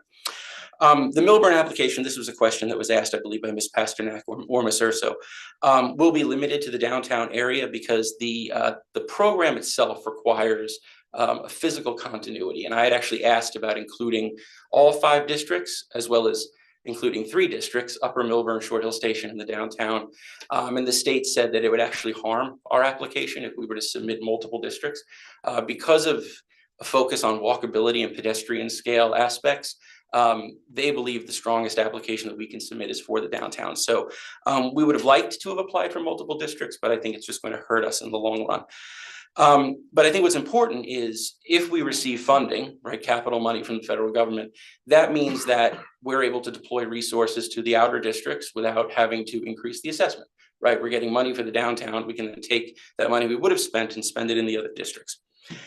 In terms of the program context, there are 25 designated Main Street communities in the state. So that's about 25% of the SIDS and 4% of all municipalities. So the program is exclusive, but our area actually has a very high concentration, which means that communities that we are competing with in the economic development sphere are eligible for benefits that we today are not. That includes Bloomfield, Montclair, West Orange, South Orange, Summit, Westfield, and Metuchen, which are all designated. Springfield, Bernardsville, Highland Park, and Somerville are affiliated members, which is a lower level of designation. They do not have access to the federal funds. As I mentioned to Committeewoman Prupus, this is only offered on a limited basis. This is the first time in 3 years they've released the program, and they expect to only accept 5 applications regardless of the number. So in summation, I think I want to explain how this application meets a lot of our immediate strategic goals. So at the November 21st meeting, Ms. Prupus asked how we could balance the increase in our staffing for this year's budget versus service delivery. And one thing that I mentioned is having Amanda on full-time means that some of the responsibilities that I had doing her work, I can now do other work, including things like this. I would not have the time if Amanda was part-time to do this application. It is endless. That's why it's a 6-7 week application process. But having the manpower to build strategic partnerships and compete for these types of programs is really critical for us to develop our service portfolio. And as Mr. Stoller mentioned in his report, we have multiple education programs that are scheduled with local partners and state agencies, including the NJEDA and the Business Action Center. They are at no expense to explore. So we have not had to pay for any of the 5 training programs that we've either done or scheduled. And that's because we've had time to build relationships, research grant opportunities, fill out these types of applications, and bring services back to our stakeholders without having to tap into our budget. So on behalf of the Explore Board of Directors, I urge you to support this application, and I'm happy to answer any questions. Thank you. Does everyone? All right, let me start with some questions here. Do you mind? All right, I'm asking some blunt questions. Please don't take them as overly abrasive or contentious, please. Sure. But in the vein of complete transparency for the township and for constituents, I just want to get some of these questions out and I want to make sure we answer these questions because there's not going to be a public forum. So I'm going to use this as kind of a public forum. So you get we do approve it, you get your application in so you can have the date saved and get such. One, is there any correlation between high density housing and the Main Street program? And is there anything, for lack of a better word, sinister behind the Main Street application and additional monies for improvement for downtown and the Millburn Business Improvements District? Any correlation for overdevelopments for the projects that happened in Summit and Westfield and the money they took for the Main Street program that you're aware of or that you've seen? So I'll start with the easy one, which is the sinister question. No, I don't have any sinister intentions. There is no correlation to high density housing or overdevelopment. In fact, if you do the program correctly, you're using the state consulting assets to prevent that, right? And so we could bring them in, for instance, if there were a controversial project that's proposed. If we had the designation, we could bring in the state to do economic analysis, land use analysis, et cetera, at the state's cost, not the town's cost. So, and I think it's important to understand that being in the program doesn't trigger anything. Right? There's nothing that we do because we're in the program. All it does is create a toolbox for my office and the township itself to deploy resources. So being in the program doesn't start some process of development or anything like that. It just doesn't work that way. Okay. Is there a requirement to have a special improvement district to receive the funds? I believe there is. You said there was. No. No, so, and I'll read directly. An eligible organization means a recognized 501c3, C4, or C6 with a primary mission of revitalizing a commercial district. Or you could be a redevelopment agency of the municipal governing body or a district management corporation to oversee an improvement district. So for instance, if you created a 501c3 nonprofit organization just to oversee development, but it was not a SID, you would be eligible to apply. So SIDs are eligible to apply, but so are redevelopment agencies as well as other nonprofits that share a mission. So to go to the blunt part, or this does not insulate your position as the head of the SID, nor does it protect the SID from being restructured or disbanded by the Township Committee in any form? No. Okay. Does qualifying or applying for these funds in any way obligate Millburn or Short Hills to become a transit village? No, the Transit Village program is separate from the Main Street program. They're both offered by the state, but that's essentially where the similarities end. So we can be a Main Street program and a transit village. I want to say probably about a dozen of the Main Street programs have decided to become transit villages. That is a separate exercise that would be conducted by the Township Committee, not the Improvement District. So, but you can be a Main Street and a transit village. You can be just a transit village. You can be just a Main Street. But that is completely at the discretion of the Township Committee. Okay, so similar to the Green Acres program where if we get approved for $750,000, so we put up the $250,000, we get the 750, no strings attached, but in this case, we just get the grant. We put up no money, correct? Correct. Okay, nice. And then this question is actually for Mr. Cantor.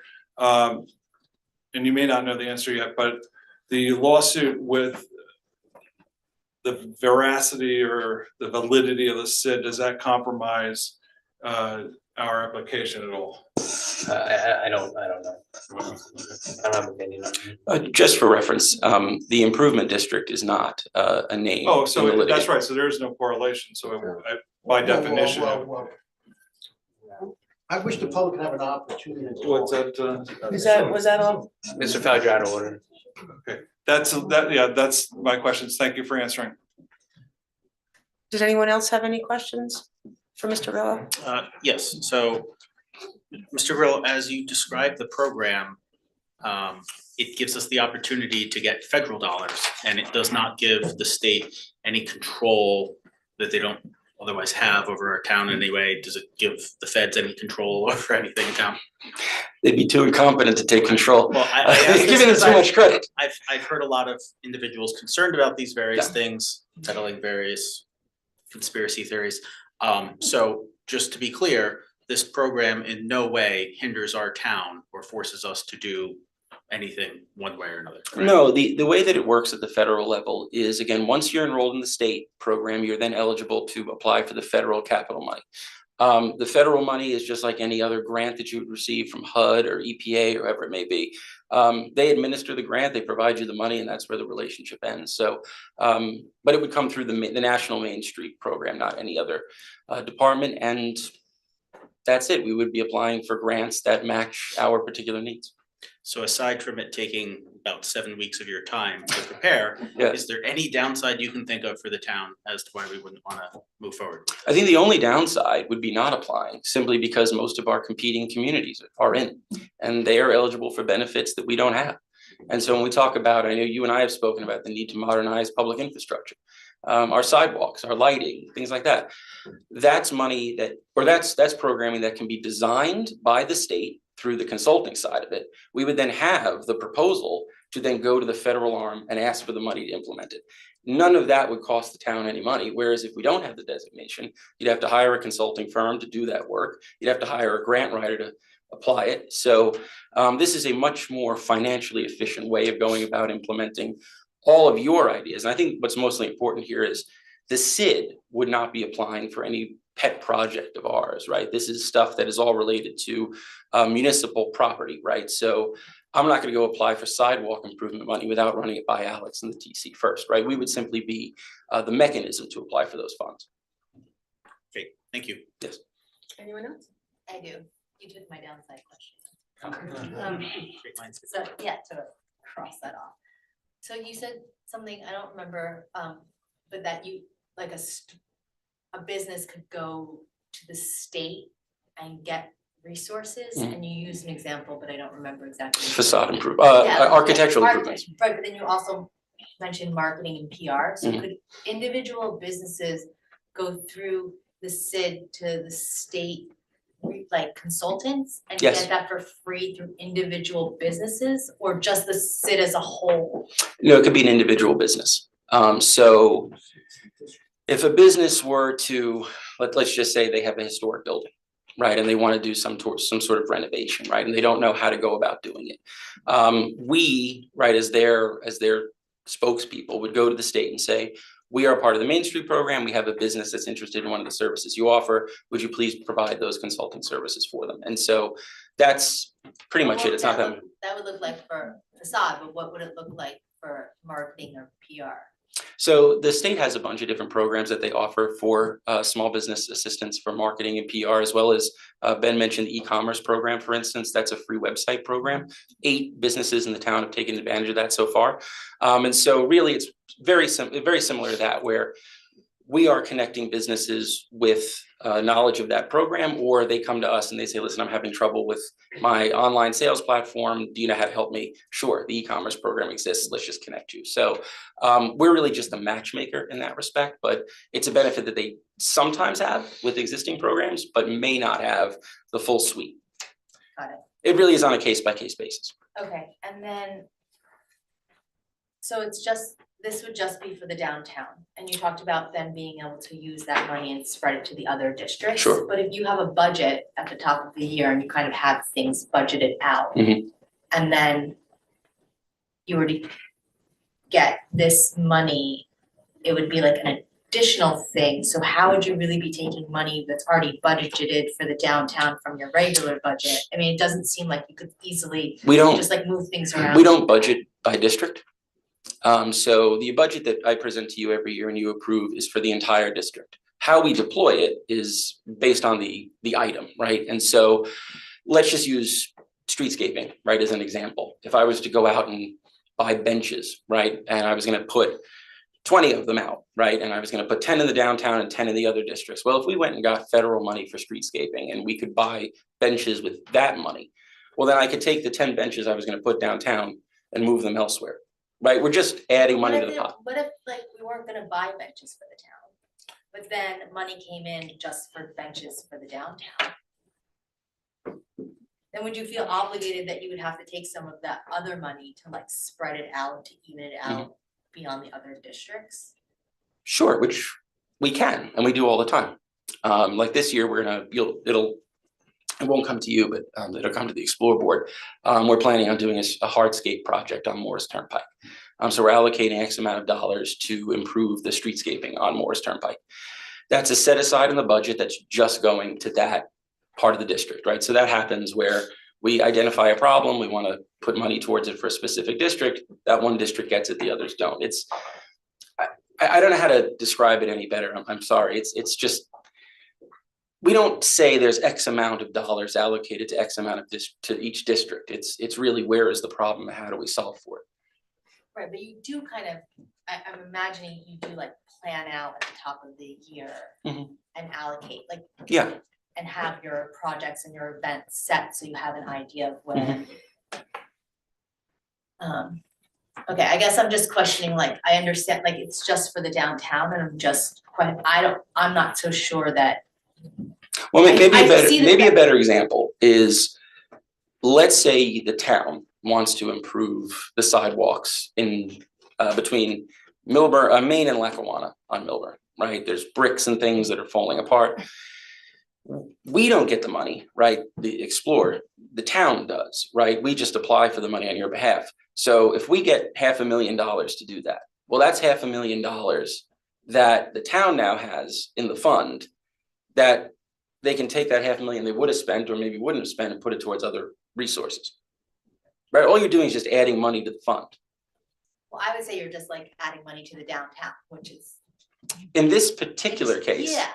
Yes, and like I said, Which I'm not saying is a bad thing, just to be noted that, you know. I would have really preferred, it's a to be honest, to benefit. put Upper Milburn because Upper Milburn needs a lot of streetscape work because of the way the sidewalks are configured. There's really no trees there. So I was hoping we could secure money for that, but not at the risk of not getting the And grant. then do you have to reapply?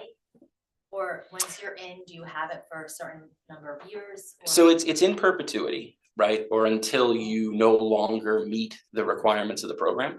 And so there are requirements of the program that you have to report on annually, like volunteer engagement and things like that. So it's not rigorous, right? It's not like you have to pass a test every year or something, but you do have to report your involvement, engagement.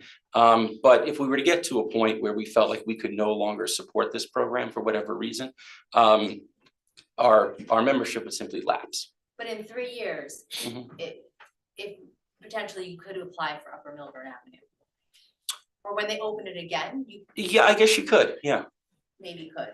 Yeah, I don't see why you couldn't. If you already have this one set and successful and they're like, yes, they might say yes to another district at another point. It is plausible, yes. Thank you. You're welcome. May I have a motion to approve resolution 24-061? So moved. May I have a second? Second. Roll call vote, please. Mr. Collins? Yes. Ms. Purvis? Yes. Deputy Mayor Second Mandy? Yes. Mr. Stoller? Yes. Mayor Romano? Yes. Thank you. Are there You any? all, I'll be back to talk about Sid roll later. Very juicy stuff. Thank you. Are there any comments from the committee in regards to resolution 24-062?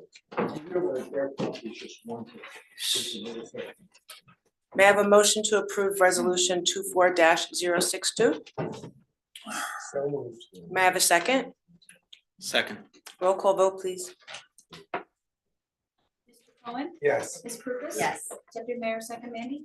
Yes. Mr. Stoller? Yes. Mayor Romano? Yes. Thank you. Okay.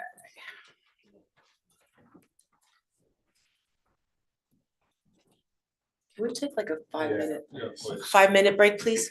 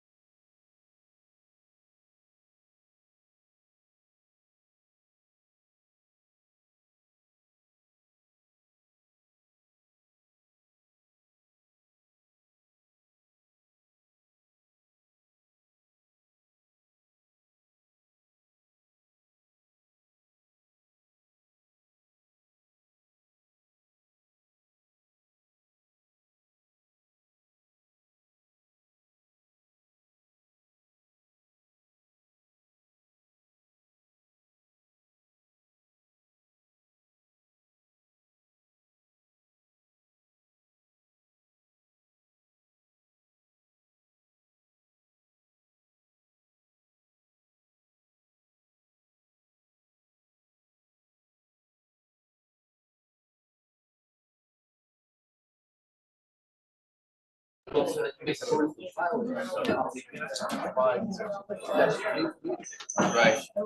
Okay, we're gonna get started, please.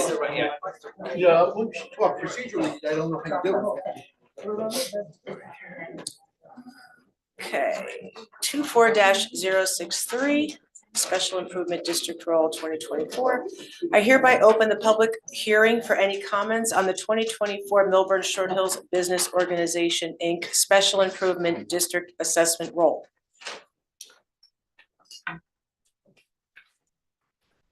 Hello, my name is Jeffrey Feld. I'm a Short Hills resident. I don't know where to begin. Just based on some comments that were just made in the last, let's say, 20 minutes regarding the Main Street, New Jersey. One, we have a litigation. There's questions what happened before Mr. Grillo came regarding the Main Street, New Jersey. We just heard about the district. It's limited to downtown. We understand why the CID was expanded, to expand and to dilute the funding of the CID. We heard phrases, 501c3. This council, we have never seen a written opinion as to the validity or whether you committed fraud on the IRS.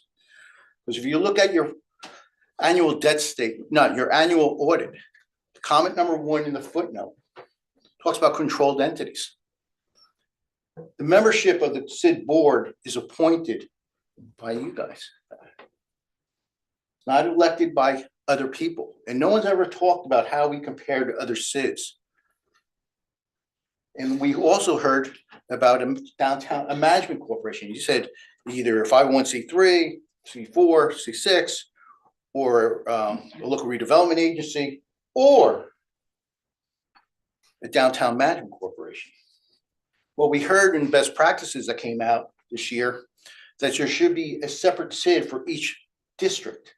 And that was just confirmed, that when the state said to us, to Mr. Grillo, you can't apply for all 5, you'll lose the application. He did say that. Everyone's been under the fiction that we got our first application denied because we didn't have 501c3 status. We got it denied because there were 6 letters sent. And people forgot what happened when Mr. Wasserman, I wish he was here, what he said to me in March and April 2021. How dare you write to the state and raise issues?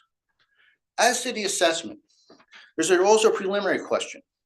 Does the resolution approving the budget that was done in December 2023 bind this new reconstituted council that came in with 2 new members? Are they bound by that decision? And remember when we had that hearing, and starting in November, Mr. Grillo would not answer questions from our former mayor. Why?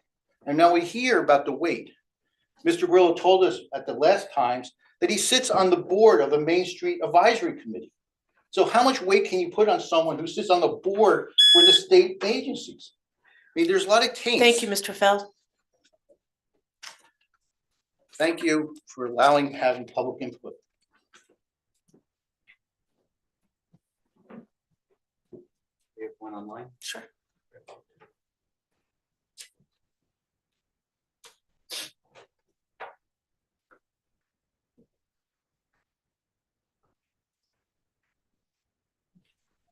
Hey guys, just coming back. I just had a couple of comments, and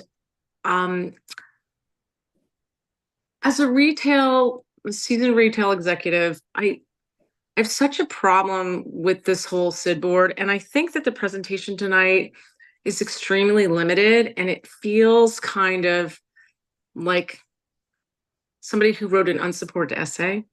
And no offense to anybody, but it's very top level, and there's no metrics behind this at all.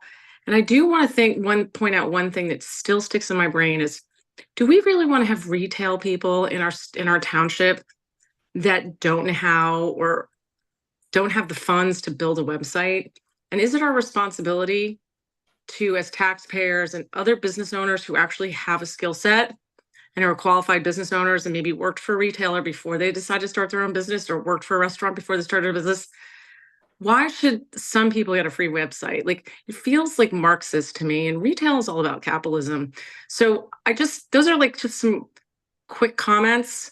But I don't see any metrics, and that's concerning to me. So I'd want to see some of that. And like I said, I haven't done a deep dive tonight, so I do apologize. It's just a high level comment, and I may be incorrect in my statement. So that's it. And thank you so much for the time. I appreciate it. Thank you.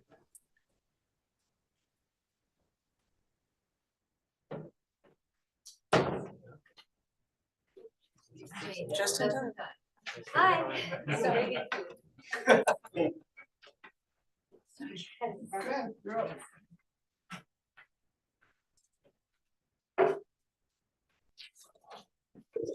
Good evening. Sorry, I'm a little out of breath. Perry Urso, 514 Melbourne Avenue. I don't really want to waste my 3 minutes, but I just wanted to make sure if everyone had received an email that I had sent out. I'd like to thank Mayor Romano for responding so promptly, and Ms. Prupis. And I did get a notification that this executive director was not available or in the office yesterday. So I don't know who else got it or didn't get it, but I didn't get a response back from everybody. Okay. Like President Ronald Reagan once said, "Hello, I'm from the government, and we are here to help you." Where was the help from the local government to the 4 districts outside of the downtown in 1992? When the approvals of the Short Hills Mall took place? Where was the township in 1994 when Saks property, largely located in and all taxes are afforded to Springfield, shuttered their doors? But instead, your ordinance has tied stakeholders beholden to the township. You have taxed us. You have taken solid waste services away from us, but not have decreased our property taxes. You've implemented ordinances which stricken tenancies and depreciated commercial properties.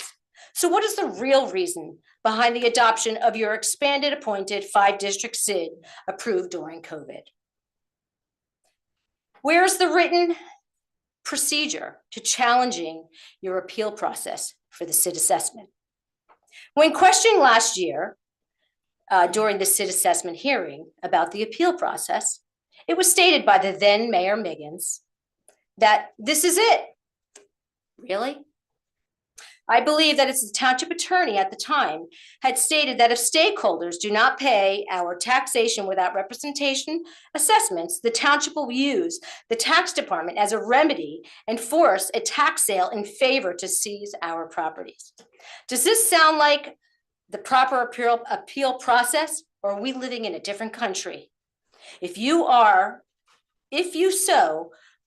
so, you are on notice, and we will be exercising our rights to a tax appeal to seek restitution.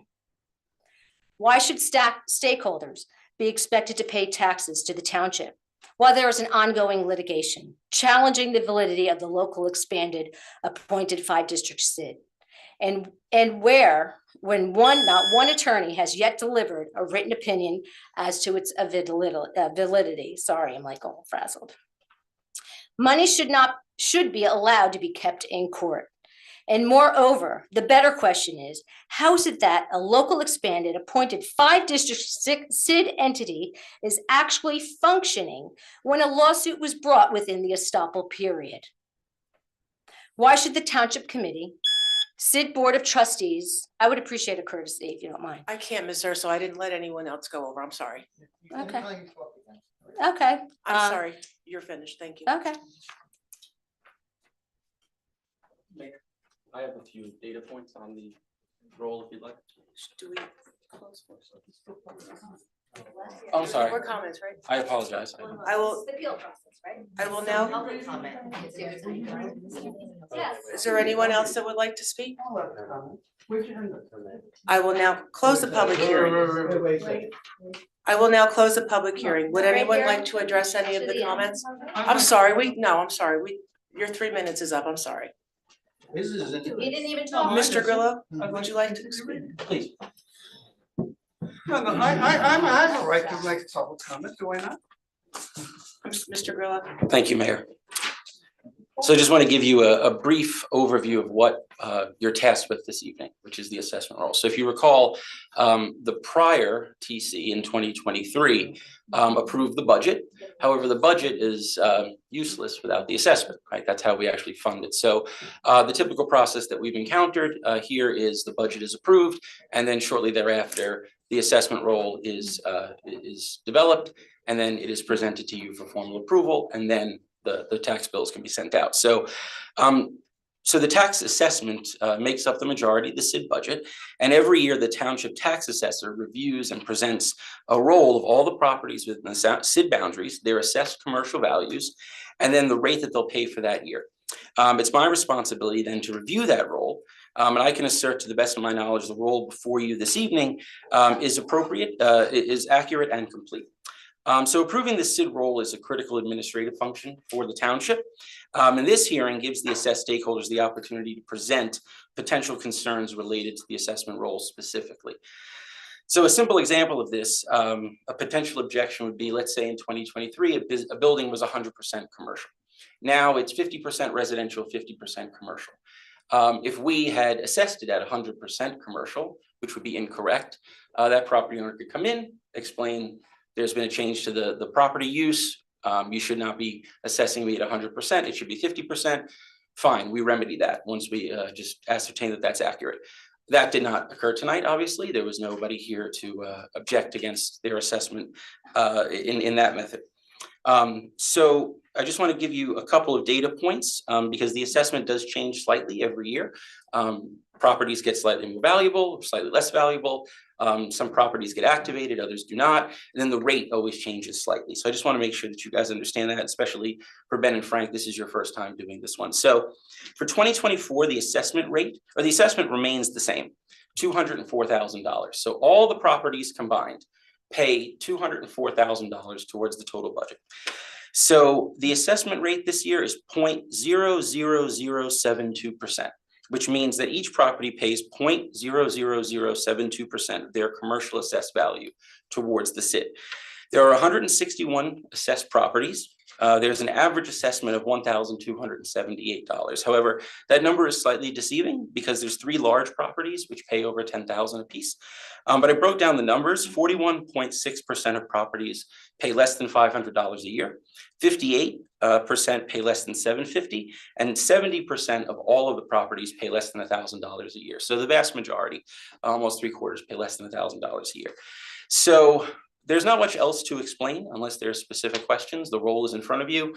I verified it with the tax assessor, and your task this evening, if you so choose, is to simply approve that roll, which will allow us to send the assessment letters out.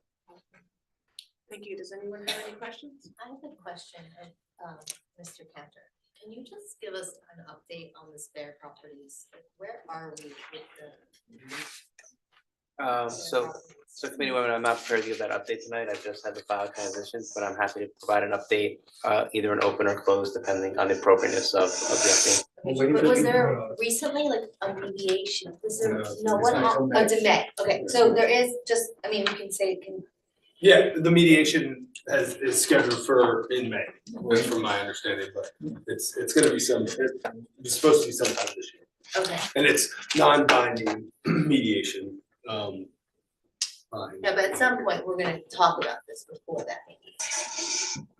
Right, I mean, I guess I could provide an update in close as it's ongoing litigation at our next closed session. Great, thank you. Mayor, would you mind if I just read something into the record regarding Mr. Feld's comment on the, so would you mind just handing that out? I'd like to put this in the record, Ms. Gaddy. Wait, no. So Mr. Feld at a number of meetings had questioned the controlled entity aspect of our 501c3 status. So I asked our auditor to look into this. And so everybody has a copy if you want, but I'll just read you the relevant portion. So I spoke to our auditor. We have an independent auditor, independent of the town's auditor. And I asked him about this controlled entity, which I didn't have much familiarity with, but it's been brought up multiple times. And he said, the Township of Millburn's appointments to Explorer's board appears to have created a controlling interest as defined by the Internal Revenue Code. This relationship is generally allowed between local governments and nonprofit organizations and would not affect the tax exempt status of Explorer under the 501c3 status. He then went on to speak with the Internal Revenue Service this week. Who, I? Excuse me, Mr. Feld, You know, you're not, Mr. Feld, you're not speaking now. He said, Excuse me, Mr. Feld. I was referring to my auditor. So the auditor spoke to the Internal Revenue Service. He said regarding Explorer's tax exempt status and whether it's affected by the township's appointment of the governing body, it does not appear so. The IRS reviewed this application and granted tax exemption on August 9th, 2021, with an effective date of October 1st, 2021, with an effective date of October 1st, 2020. This was subsequently confirmed by IRS agent Ms. Knox on February 5th, 2024, who performed a second review of our filings to make sure that the relationship with the township had been adequately disclosed. I hope that this puts that issue to bed. There is no issue, according to the IRS, regarding Mr. Feld's concern over a controlled entity. So that's been provided to all of you, and please put that into the record. And we'll also make note of this at our board meeting in February. Thank you. Thank you. Anyone from the committee have any? Yes, so I have a question. So just for the sake of clarity, has any other business in town or property owner in town brought a suit against the SID or the validity of the SID, or is it just Bear Properties? Just Bear Properties. Just Bear Properties. Has any other pay into the SID brought any sort of appeal? Again, the only time that businesses or commercial properties have appealed is based on the percentage component, whether it's 50% residential or 25% residential, or whether it, there was some confusion about, well, it's a vacant property. Well, that only means if the actual building doesn't exist there, not that there's just not a tenant.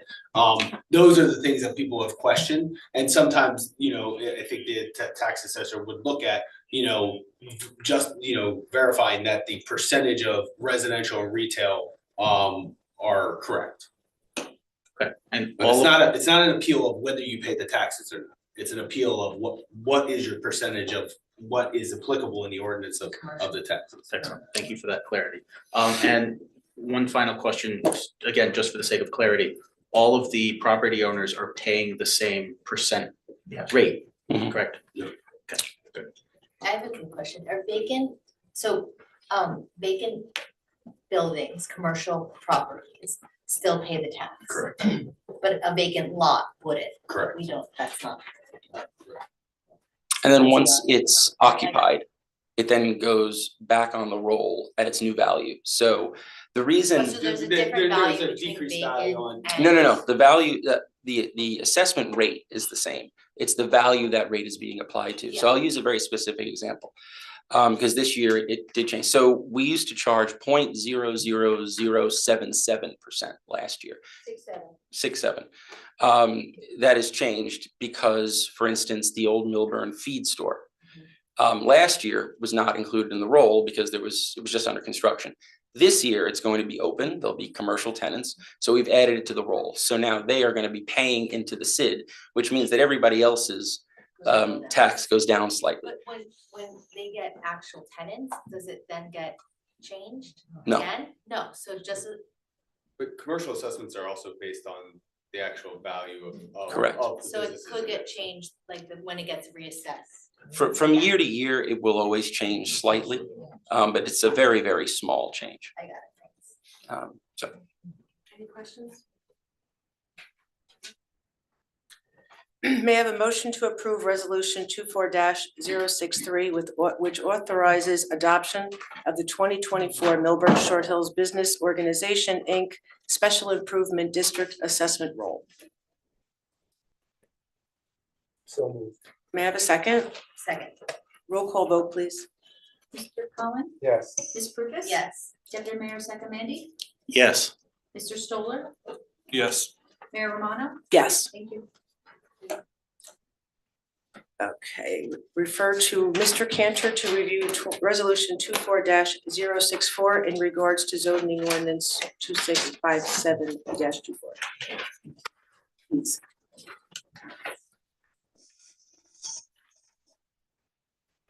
Thank you, Mayor. So before the committee tonight is ordinance 2657-24. this ordinance was reviewed by the planning board for consistency with the master plan. And it was determined that it was not consistent with the master plan for certain reasons. However, this board is allowed to still adopt the ordinance. It just needs to pass a resolution specifying the reasons in which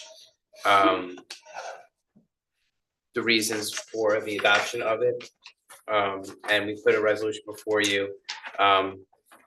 It's 3A and B. The adoption of this ordinance enables the township to protect the township's existing character from uses considered to be deleterious, undesirable, and the additional prohibited uses will explicitly stipulate various uses that are not commonly prohibited in suburban New Jersey communities.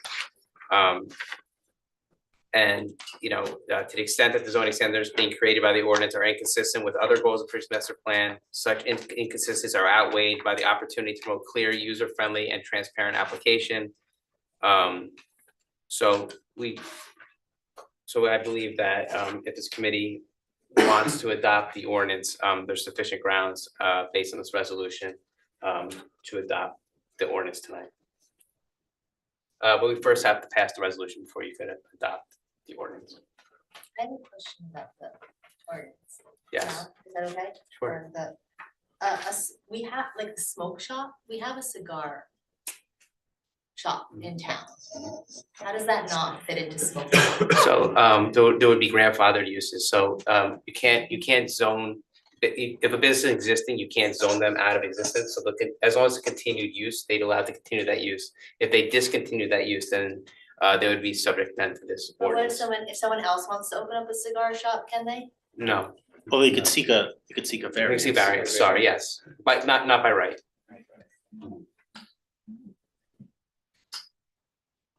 I mean, that's not, that kind of feels like, I don't know, there's something about that feels weird to me that another cigar shop just can't open and we already have one. Well, they would probably argue that at the planning board. And they very well could Probably sort of that get a would carry the day, right? Because people would say it's not fair. It would be a zoning board or planning board? Zoning, sorry, so. Just wondering, is there a way to mean, pull out cigar shop? I mean, Because it just seems like So- that would be like such another layer to have. So there's a lot of questions. So yes, the committee can obviously amend. If it was amended, it would have to be reintroduced as it'd be a substantial change to the ordinance and be republished. I can tell you that non-conforming existing uses exist in every township because of how things change and shops that are there and what's going on. So it's not unusual to have non-conforming existing uses in municipalities. However, if this governing body thinks that cigar and smoke shops should not be prohibited, I mean, I can't tell you you can't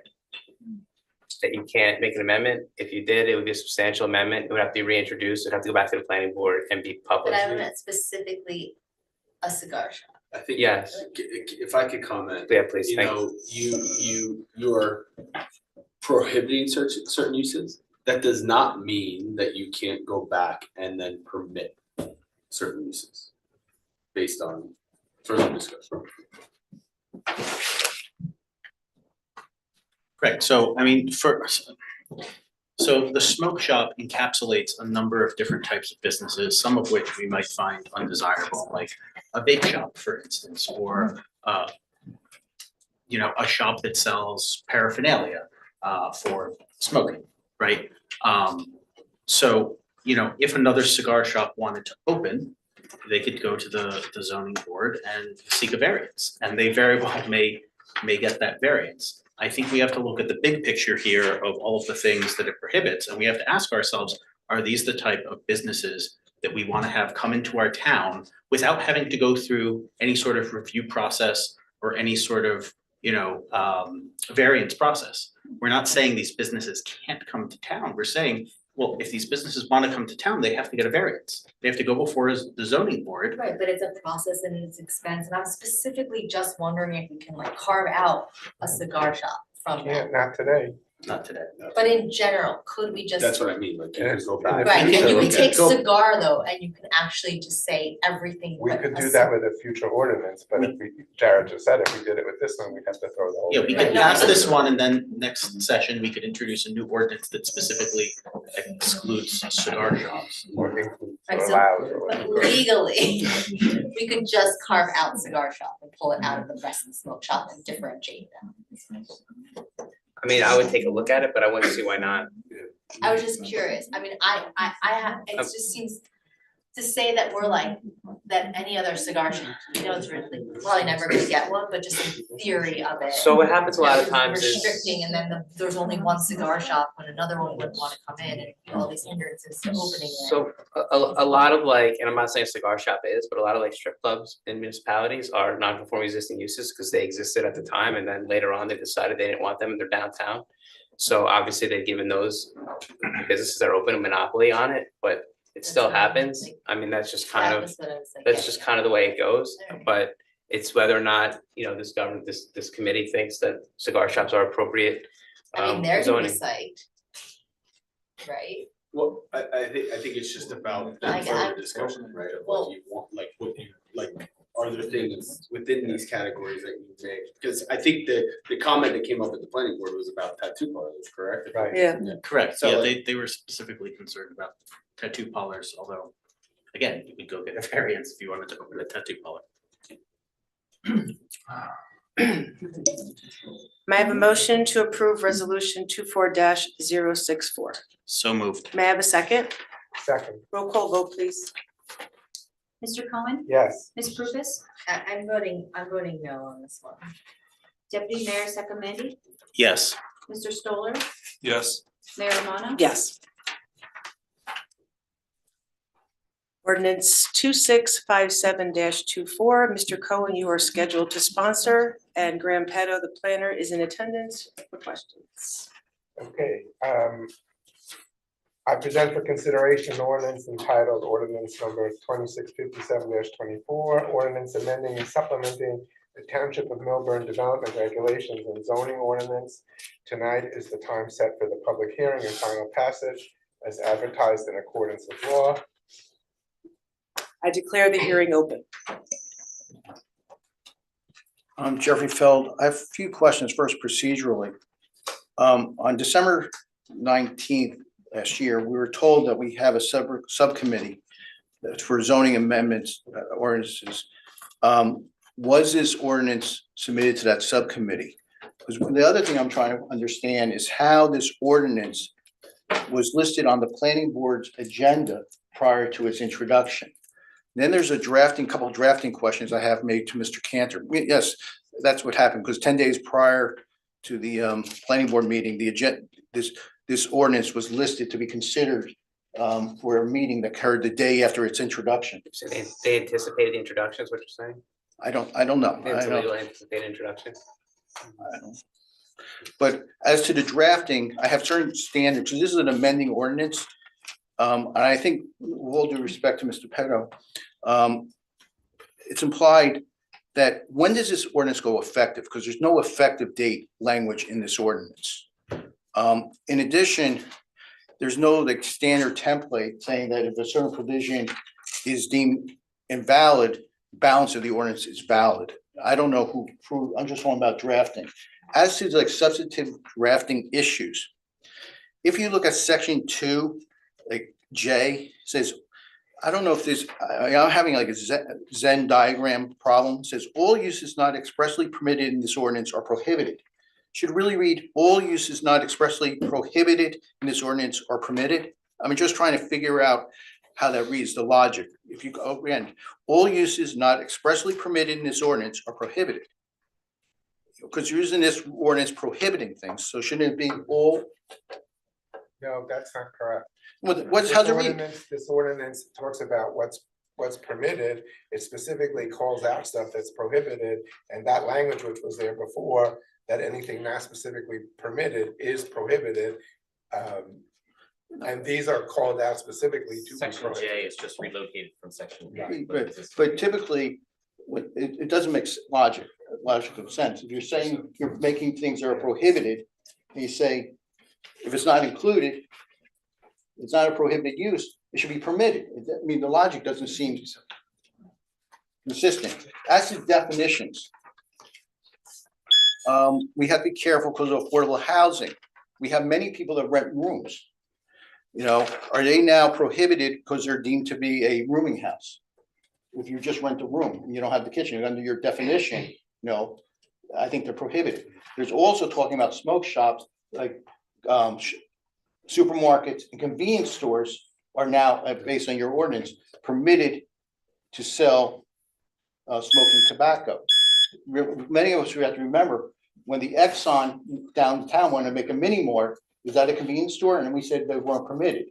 Now, are we now saying that convenience stores are permitted in this town? I just say that, especially with the new gas station that went out of business. Thank you, Mr. Feld. Thank you. Wait, there's not a 3-minute limitation on ordinances. I had to create a record. You keep on cutting me off. There is, Mr. Feld. There is, Mr. Feld. Thank you. Keep on cutting us off. Ear piercing. Is there anyone else? Anyone on the phone?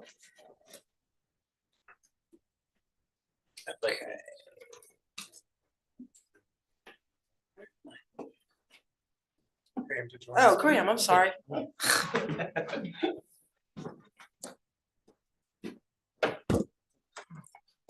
Good evening, Madam Mayor, Deputy Mayor, and members of the Township Committee. Graham Petto here as Township Planner this evening.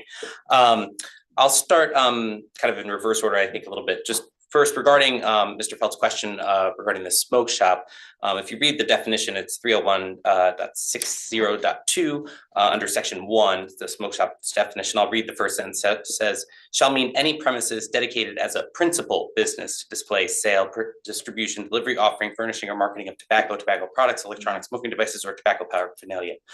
Principal business is the key defined term there. And then the definition goes on to further say, but excluding any grocery store, supermarket, or convenience store, or similar retail use that sells tobacco products as a secondary retail operation. So I just wanted to make that distinction that this is excluding primary smoke shop. A smoke shop whose primary business is sale of those products. Regarding the language on the statement of prohibited uses, the colloquial statement under subsection B, all uses not expressly permitted in this ordinance, meaning the larger development regulation zoning ordinance, the entire body of this document, that are not expressly prohibited shall be construed to be prohibited. Subsection J is just a relocation of that statement. So effectively, if it doesn't say it's allowed, it's not allowed is really the defining term.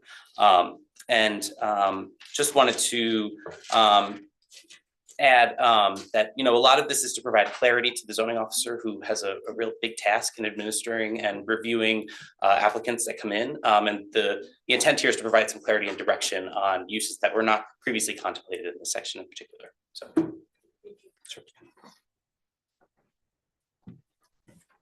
I move that the public hearing be closed and that the ordinance be adopted on final reading, and that the township clerk be directed to publish the ordinance by title as passed on final reading in accordance with law.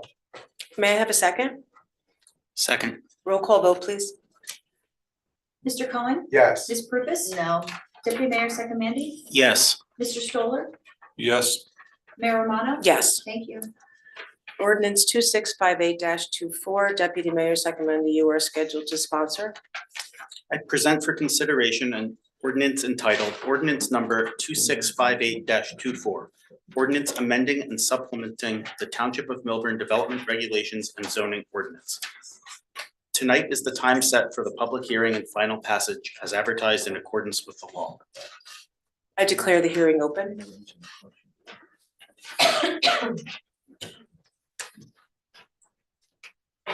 Hello, everyone. My name is Venkat.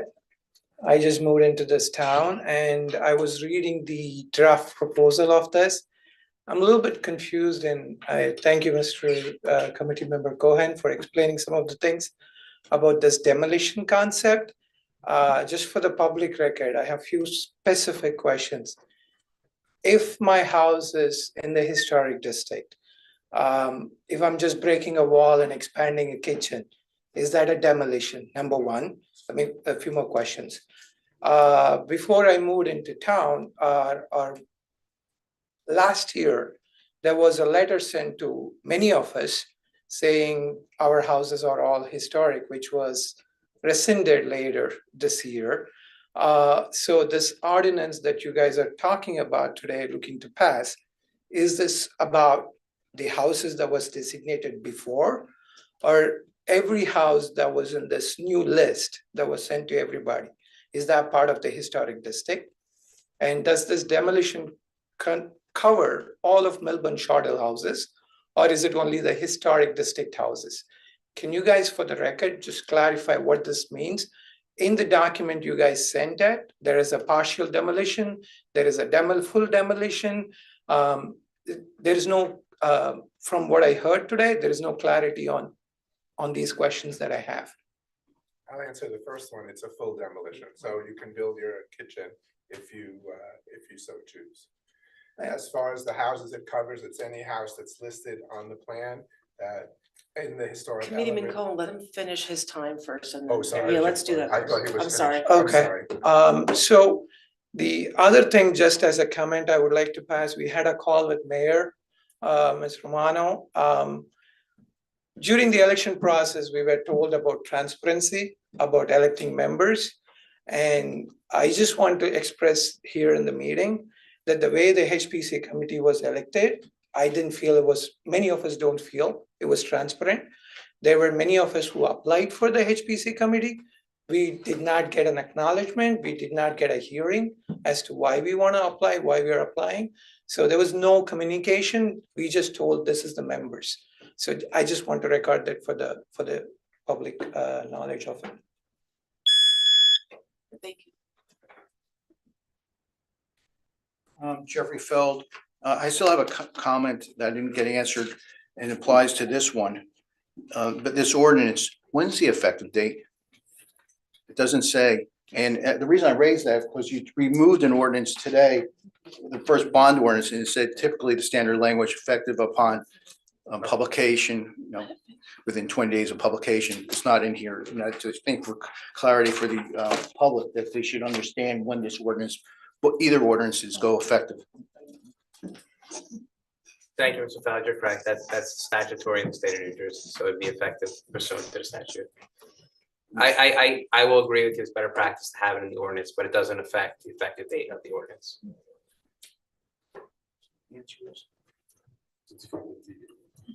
Anyone? Publication.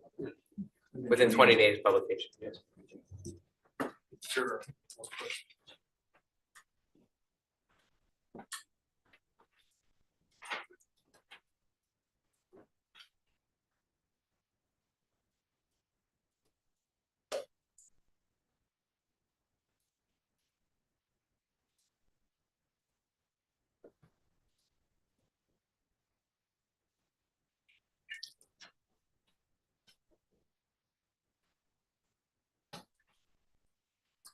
Can you guys hear me well?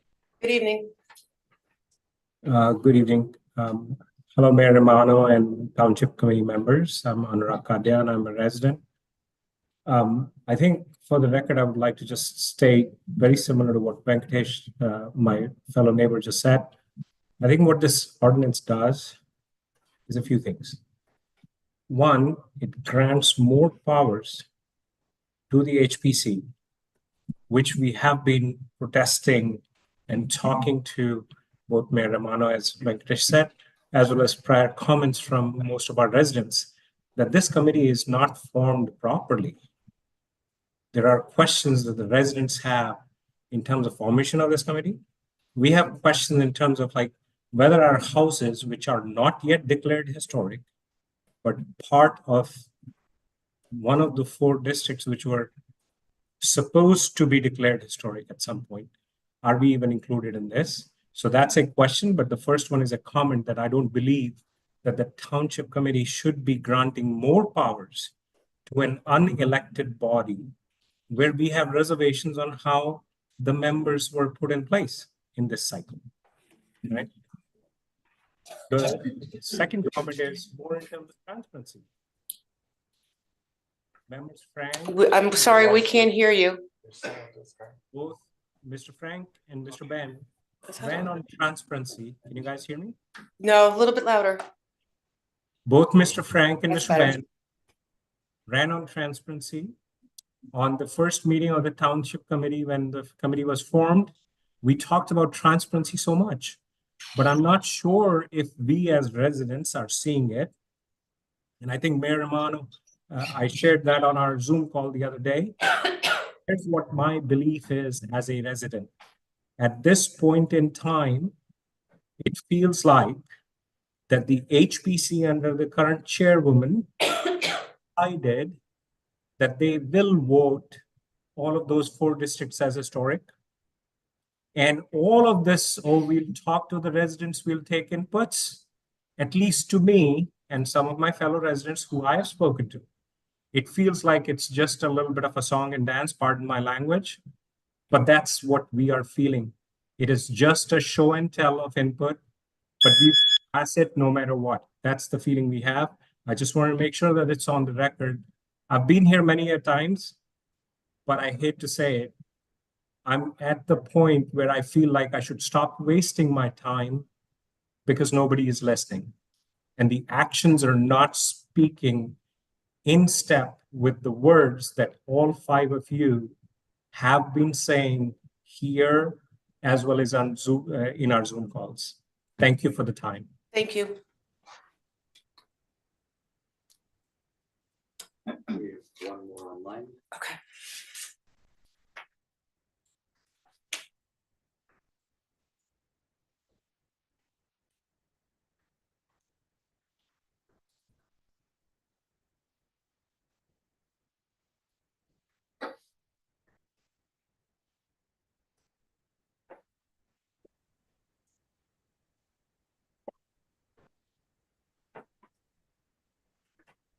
Hi, good evening, David Elefant.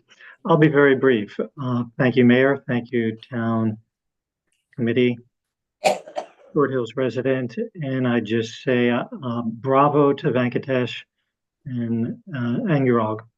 I fully support what these gentlemen have communicated to you as a panel this evening. I know personally I did send an email maybe about 2 weeks ago to each member of the TC as well as mayor, asking for transparency regarding, the portal for panelists and individuals to submit interest forms. I asked for transparency surrounding the selection of HPC, all to the same points that the other 2 gentlemen and neighbors have expressed. And now tonight we see HPC actually receiving more power. And so again, it is very discouraging to see the lack of democracy, lack of transparency, and it is a real concern. So thank you. Have a good evening.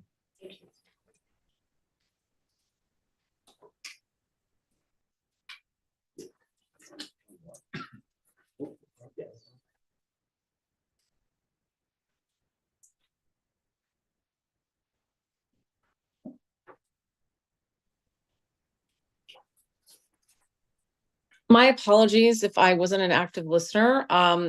Ms. Romano, are we allowed to have 3 minutes to talk about, to respond to something Alex said, or are you guys re-voting on that? No, it's specific, Okay. to this. I thought so. I just wanted to confirm because I didn't want to lose an opportunity. So thank you, and I'm going to get off. Thank you, ma'am.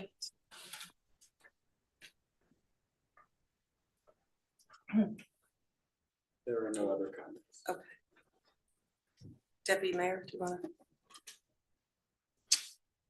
to? I move that this public hearing. I think we do it after. Okay, I move that this public hearing be closed and the ordinance be adopted on final reading, and that the township clerk be directed to publish the ordinance by title as passed on final reading in accordance with the law. May I have a second? No, this is a second, and then there's a. And then there's. roll call. But when discussion. you- Before the roll. Okay, Oh, okay, Move second, discussion. okay. got it. So, Mr. Peddle, you want to go first and answer questions? Was there a second? We have to vote on Did you move your own closing ordinance? the public Right, hearing. I'm sorry, Right. Committeeman Secretary, Second. Deputy Mayor, you moved your own ordinance, right? And- Yes. And Committeewoman I Brooke just seconded seconded. it, so, Oh, I'm sorry. Okay, a roll call vote. so now we please. have discussion. No, now it's.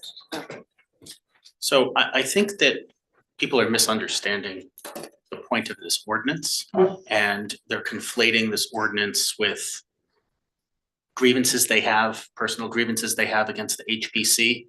And I think it's really important that people understand the purpose of this ordinance is to prevent historic assets that have already been listed on the master plan as potentially being historic and had a report completed about them from being totally demolished.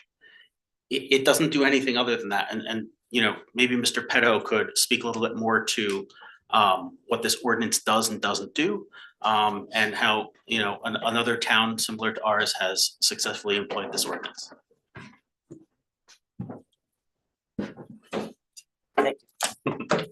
Good evening, Mayor Romano, Deputy Mayor Sacmandy, members of the Township Committee. Again, Graham Petto here as the Township Planner this evening. Just to talk through a few clarification points, I think it's important for the record.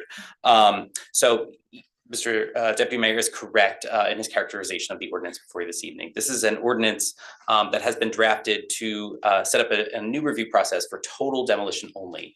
I know that there was an allusion by a member of the public regarding partial demolition. And again, just as we discussed in the prohibited use ordinances, it's important to always define terms: partial, total. What is partial? What's total? So that you know what total is and what it isn't, so that we have a clarity of record for the new process that's set forth here.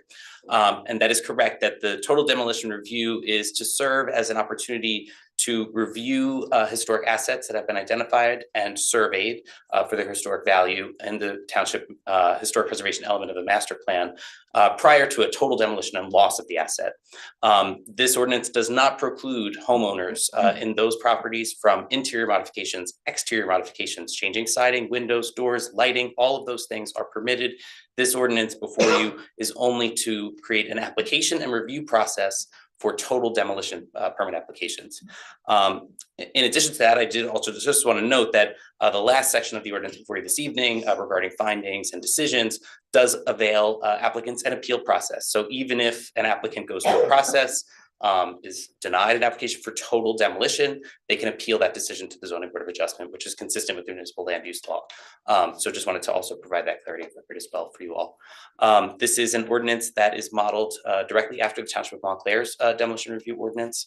I previously worked at the township, and we did lose 2 historic homes to this process, and the township there has effectuated the same demolition review process for surveyed and identified properties in their historic inventory. So this is set forth the same parameters in that regard. I have a question for you. Yes. So the HPC decides which houses are gonna be surveyed and potentially put on a list, right? So if the house is, and then a report is done, No, the houses are already on a list. but how did the houses get on the list? They were incorporated into the historic element of the Historic master preservation plan element of the master plan. over the past few decades, really, So right? do the owners know that all those houses are on that list? Within in the master plan. It's in the master plan. And do the owners have this report? The survey, so you're asking a great question. The ordinance requires that a survey be completed and filed with the State Historic Preservation Office in Trenton.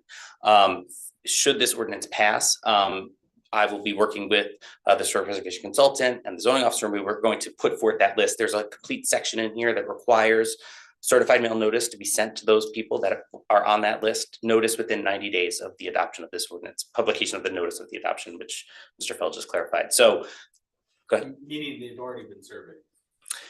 Yes, they've already been surveyed, correct. Mhm. But those people, if they've already been surveyed and they're on the master plan, the historic element of it, then they already have been notified, right? I can tell you this, most of the surveyed properties are within the Short Hills Park District and the Wyoming Historic District, which are existing districts.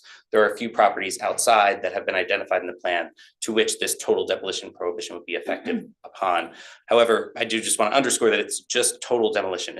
Other modifications to properties, homeowners are still free to make those. They can partially demolish, they can do many different modifications to their property. This is just regarding total demolition.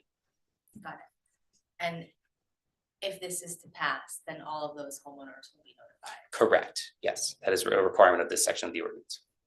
And then are they required to tell the new buyers? Like,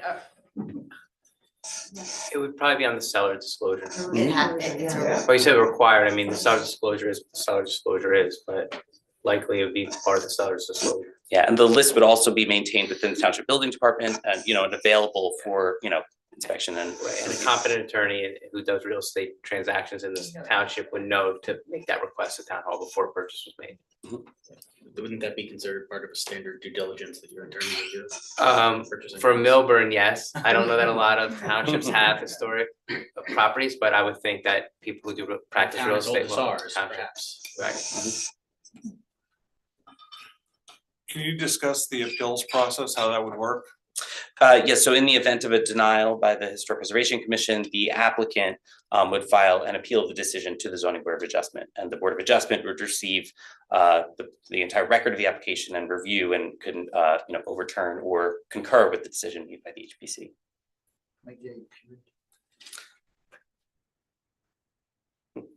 It should be 48.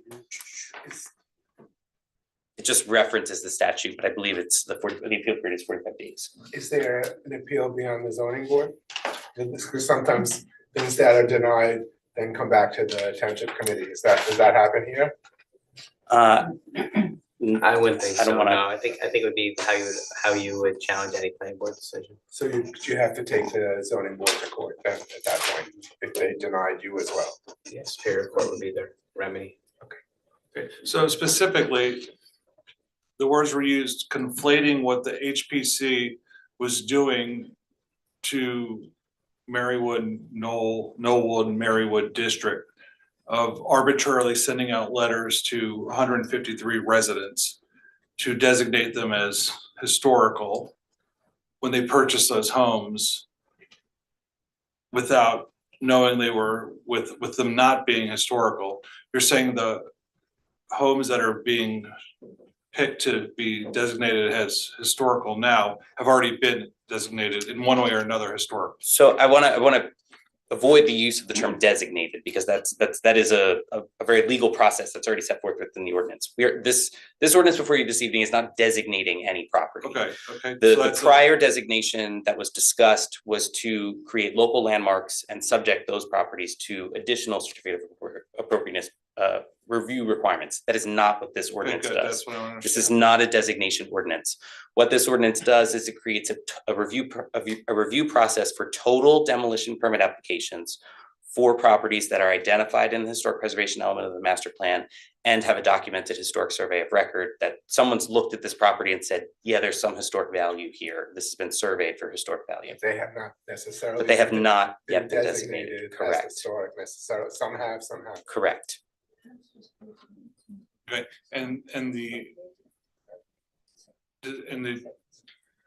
prioritization or the choice of those was done by, they've been looked at in the past and they've met certain metrics, correct? Correct, yeah, there's been some survey work, they've reviewed the property, and taken a look at the property for historic value for potential preservation. Okay, and do we know what the number of homes are on that list? That is what we're working to kind of ascertain with the State Historic Preservation Office. It is less than the number of properties that are identified in the historic preservation element of the master plan. It's a subset of those properties. So I don't want to comment on the number exactly at this point. But as I did mention, there is a notice process following this ordinance to go out and send all those residents certified mail notice. Okay, so when I purchased my home, which is 150 years old, I did have to sign a buyer disclosure that I knew it was historical and on a register.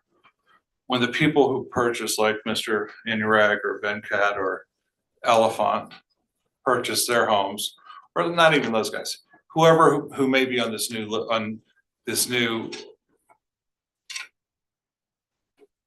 who may be affected by this ordinance, did they have to sign that buyer disclosure when they purchased that home?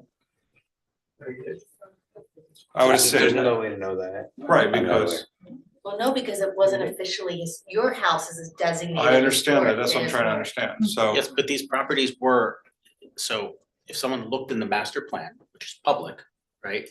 They would have seen that their property was in the historic element of the master plan and could at any time be designated in the future.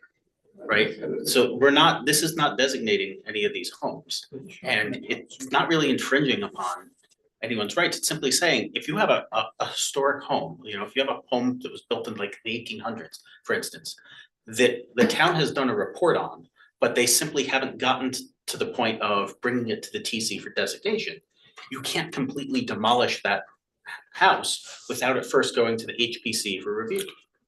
I understand, but that's kind of the issue I have. If I purchase that home and, should I have that infringed upon is kind of my question. Is, should I really be aware of that? You will be. I would say if you're in a home from, the 1800s, you should know that it's historic and at any time could be designated historic, but it's not even designating it.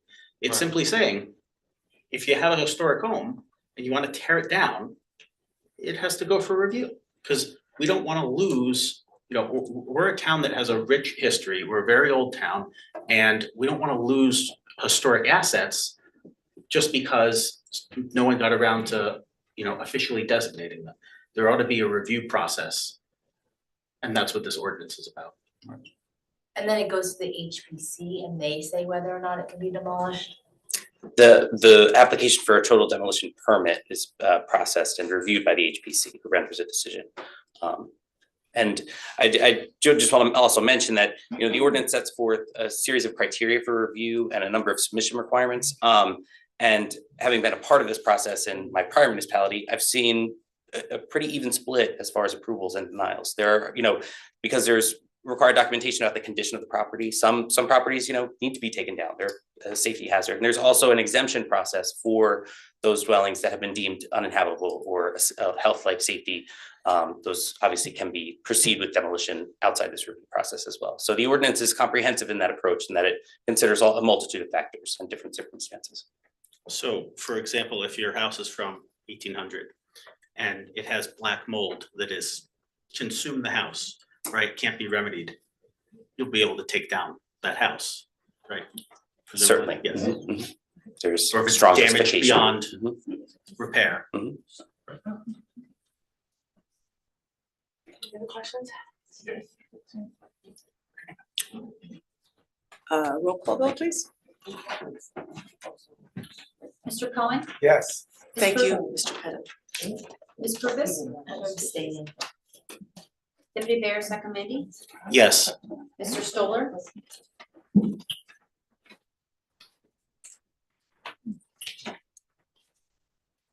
I'll say no. Mayor Romano? Yes. Thank you. The ordinance was adopted. Okay, old business, Deputy Mayor Sacramento. Yes, so as many people know, there was a ordinance on the agenda that got pulled, and that was for bonding for the paper mill. And I know I have received a lot of emails, comments, even phone calls from concerned members of the public that feel that the current proposal is perhaps not in the best interest of the town. And I think what we need to do as a committee is probably negotiate with the paper mill and find a way to provide them with assistance in a way that's, not going to negatively affect our taxpayer, and in a way that's going to get, the money returned to the town. It'd be one thing to give them a loan. It's another thing to just give them a check for $7.5 million. And I think we have not had a discussion on this dais about this. And I think we ought to have that discussion because the public is discussing it, they're concerned. And, I think we need to recognize their concerns and see if we can find a creative solution so that we can support the paper mill. Again, I'm a huge proponent of the arts. I love the paper mill. I think it's a treasured asset that our town has, but I think there's got to be a better way than simply giving them a check for $7.5 million. I don't think that's what we were gonna do. I mean, obviously it was pulled. My understanding, and Alex, please correct me if I don't have this correct. I had thought that all we were going to approve was an authorization to give them that money up to that point, but it was the first step prior to any kind of negotiation to, you know, and we've had numerous ideas from the public and from ourselves as well about various things that people were looking for, be that a facility tax on tickets or discounts from urban residents. I mean, there's a boatload of them. Those would all then be part of a negotiation, irrespective, you know, coming after the authorization. If it turned out that we could not come to a settlement, then the authorization would be canceled, and that would be, you know, it would be done. It wasn't that this was not the check writing ordinance. This was just an authorization to add to because in conservative accounting, once we're aware of a possible debt, we have to book it so that, you know, we don't, you know, all of a sudden have, you know, it's known it needs to be booked. But it was a precursor to those kinds of negotiations, which I assume, I don't want to speak for everybody else, but I would assume we were all in favor of a negotiation to come up with a way that does exactly what you just said, you know, in terms of the paper. Well, I think that's based on the outcry from the public. I don't think the public understands that process. Agreed. And hence, you know, all the more reason that we're discussing it now. But I would also think, why go and get authorization for an amount before a negotiation has happened? Maybe it turns out the number is not $7.5 million. Maybe it's less. Maybe it's more, right? Why don't we do those negotiations, find out what is actually needed and what the structure is going to look like before we go and authorize? Well, it wouldn't have been more, and if it was less, and then the rest of it is canceled. I mean, it was really just you know, a line in the sand to get the process started. But you know, obviously there was a public outcry. I agree with you. People, I mean, I asked Alex to confirm it. I wasn't sure of it either. You know, I've talked to various constituents saying that, but promising to confirm that tonight to make sure that I wasn't wrong. So agreed that the understanding of this is limited, but I do remember this from what we've done last year with 22 East Willow, where we approved something, but then, you know, we still weren't buying the property until we completed all the due diligence, and I would have assumed that's what would have happened here. I mean, you can certainly do it that way, but I mean, obviously at this point it's been pulled. And all I'd like to say is I'd just like to caution, if you do plan on negotiating this, that you not necessarily negotiate out in the public. Right, and I don't think. Not saying you should, but what I'm saying is the public has made clear that there needs to be some sort of negotiation, and I think we ought to do that. Right, and I think for the public too is, you know, we've been very methodical in the process. We've gotten the financial statements, we've gotten the audited statements, we've gotten full and open communication with the directors of the paper mill playhouse, and we've gotten full communication with the public in direct communication in person, as well as through email, and we've heard the outcry. I mean, there's so many opportunities too, but when we get all of the information, which we've aggregated, now we put it together and we're able to make a really sound decision from an analytical standpoint, and then we're able to go in front of the powers that be at the paper mill and say, now we want to sit down and we want to start the negotiation. And when we look at it, you know, we all understand that they did buy a property that they got. We understand that the public wants educational programs, K through 12, that they want speaker series, that they want more restaurant hours, that they don't want it dark for 22 weeks, that they want subscription, et cetera, et cetera, et cetera. We've aggregated all the information. We're not going to tell the public exactly what we want to negotiate, but now it's time to sit down. They haven't asked, we haven't asked, we meet in the middle, we figure out what's best. But what we do want is we want a beautiful new glass atrium performing arts center that we can be proud of. They're giving us $35 million in capital improvements. What do we work with to get to a happy medium where the public's going to be happy, et cetera, to bring businesses, the patrons, for that direct impact that we've gotten and will continue to get. And that's what really makes this town thrive. The patrons that come in give us that economic vitality that lifts all of us and lifts this community. We don't want our downtown to be downtrodden. We want it to be live. And that Paper Mill Playhouse really helps us get there. Now we've got all the information. We sit down, we figure out the best possible deal, and we print it. That's what we do. Any other comments, questions? So then Committeeman Stoller, are you taking the lead in talking with the paper mill and figuring this out before this is reintroduced? Yeah, the mayor and I are gonna meet with the paper mill. And we're gonna move the ball forward. Okay. No new business. May I have a motion to adjourn the Wait, meeting? are we, so we're installing public comment now or next meeting? Next. Got it, Yeah, the agenda was approved without it. got it. Motion, did I get a motion? So moved. May I have a second? Second. All those in favor? Bye. Good night, everybody.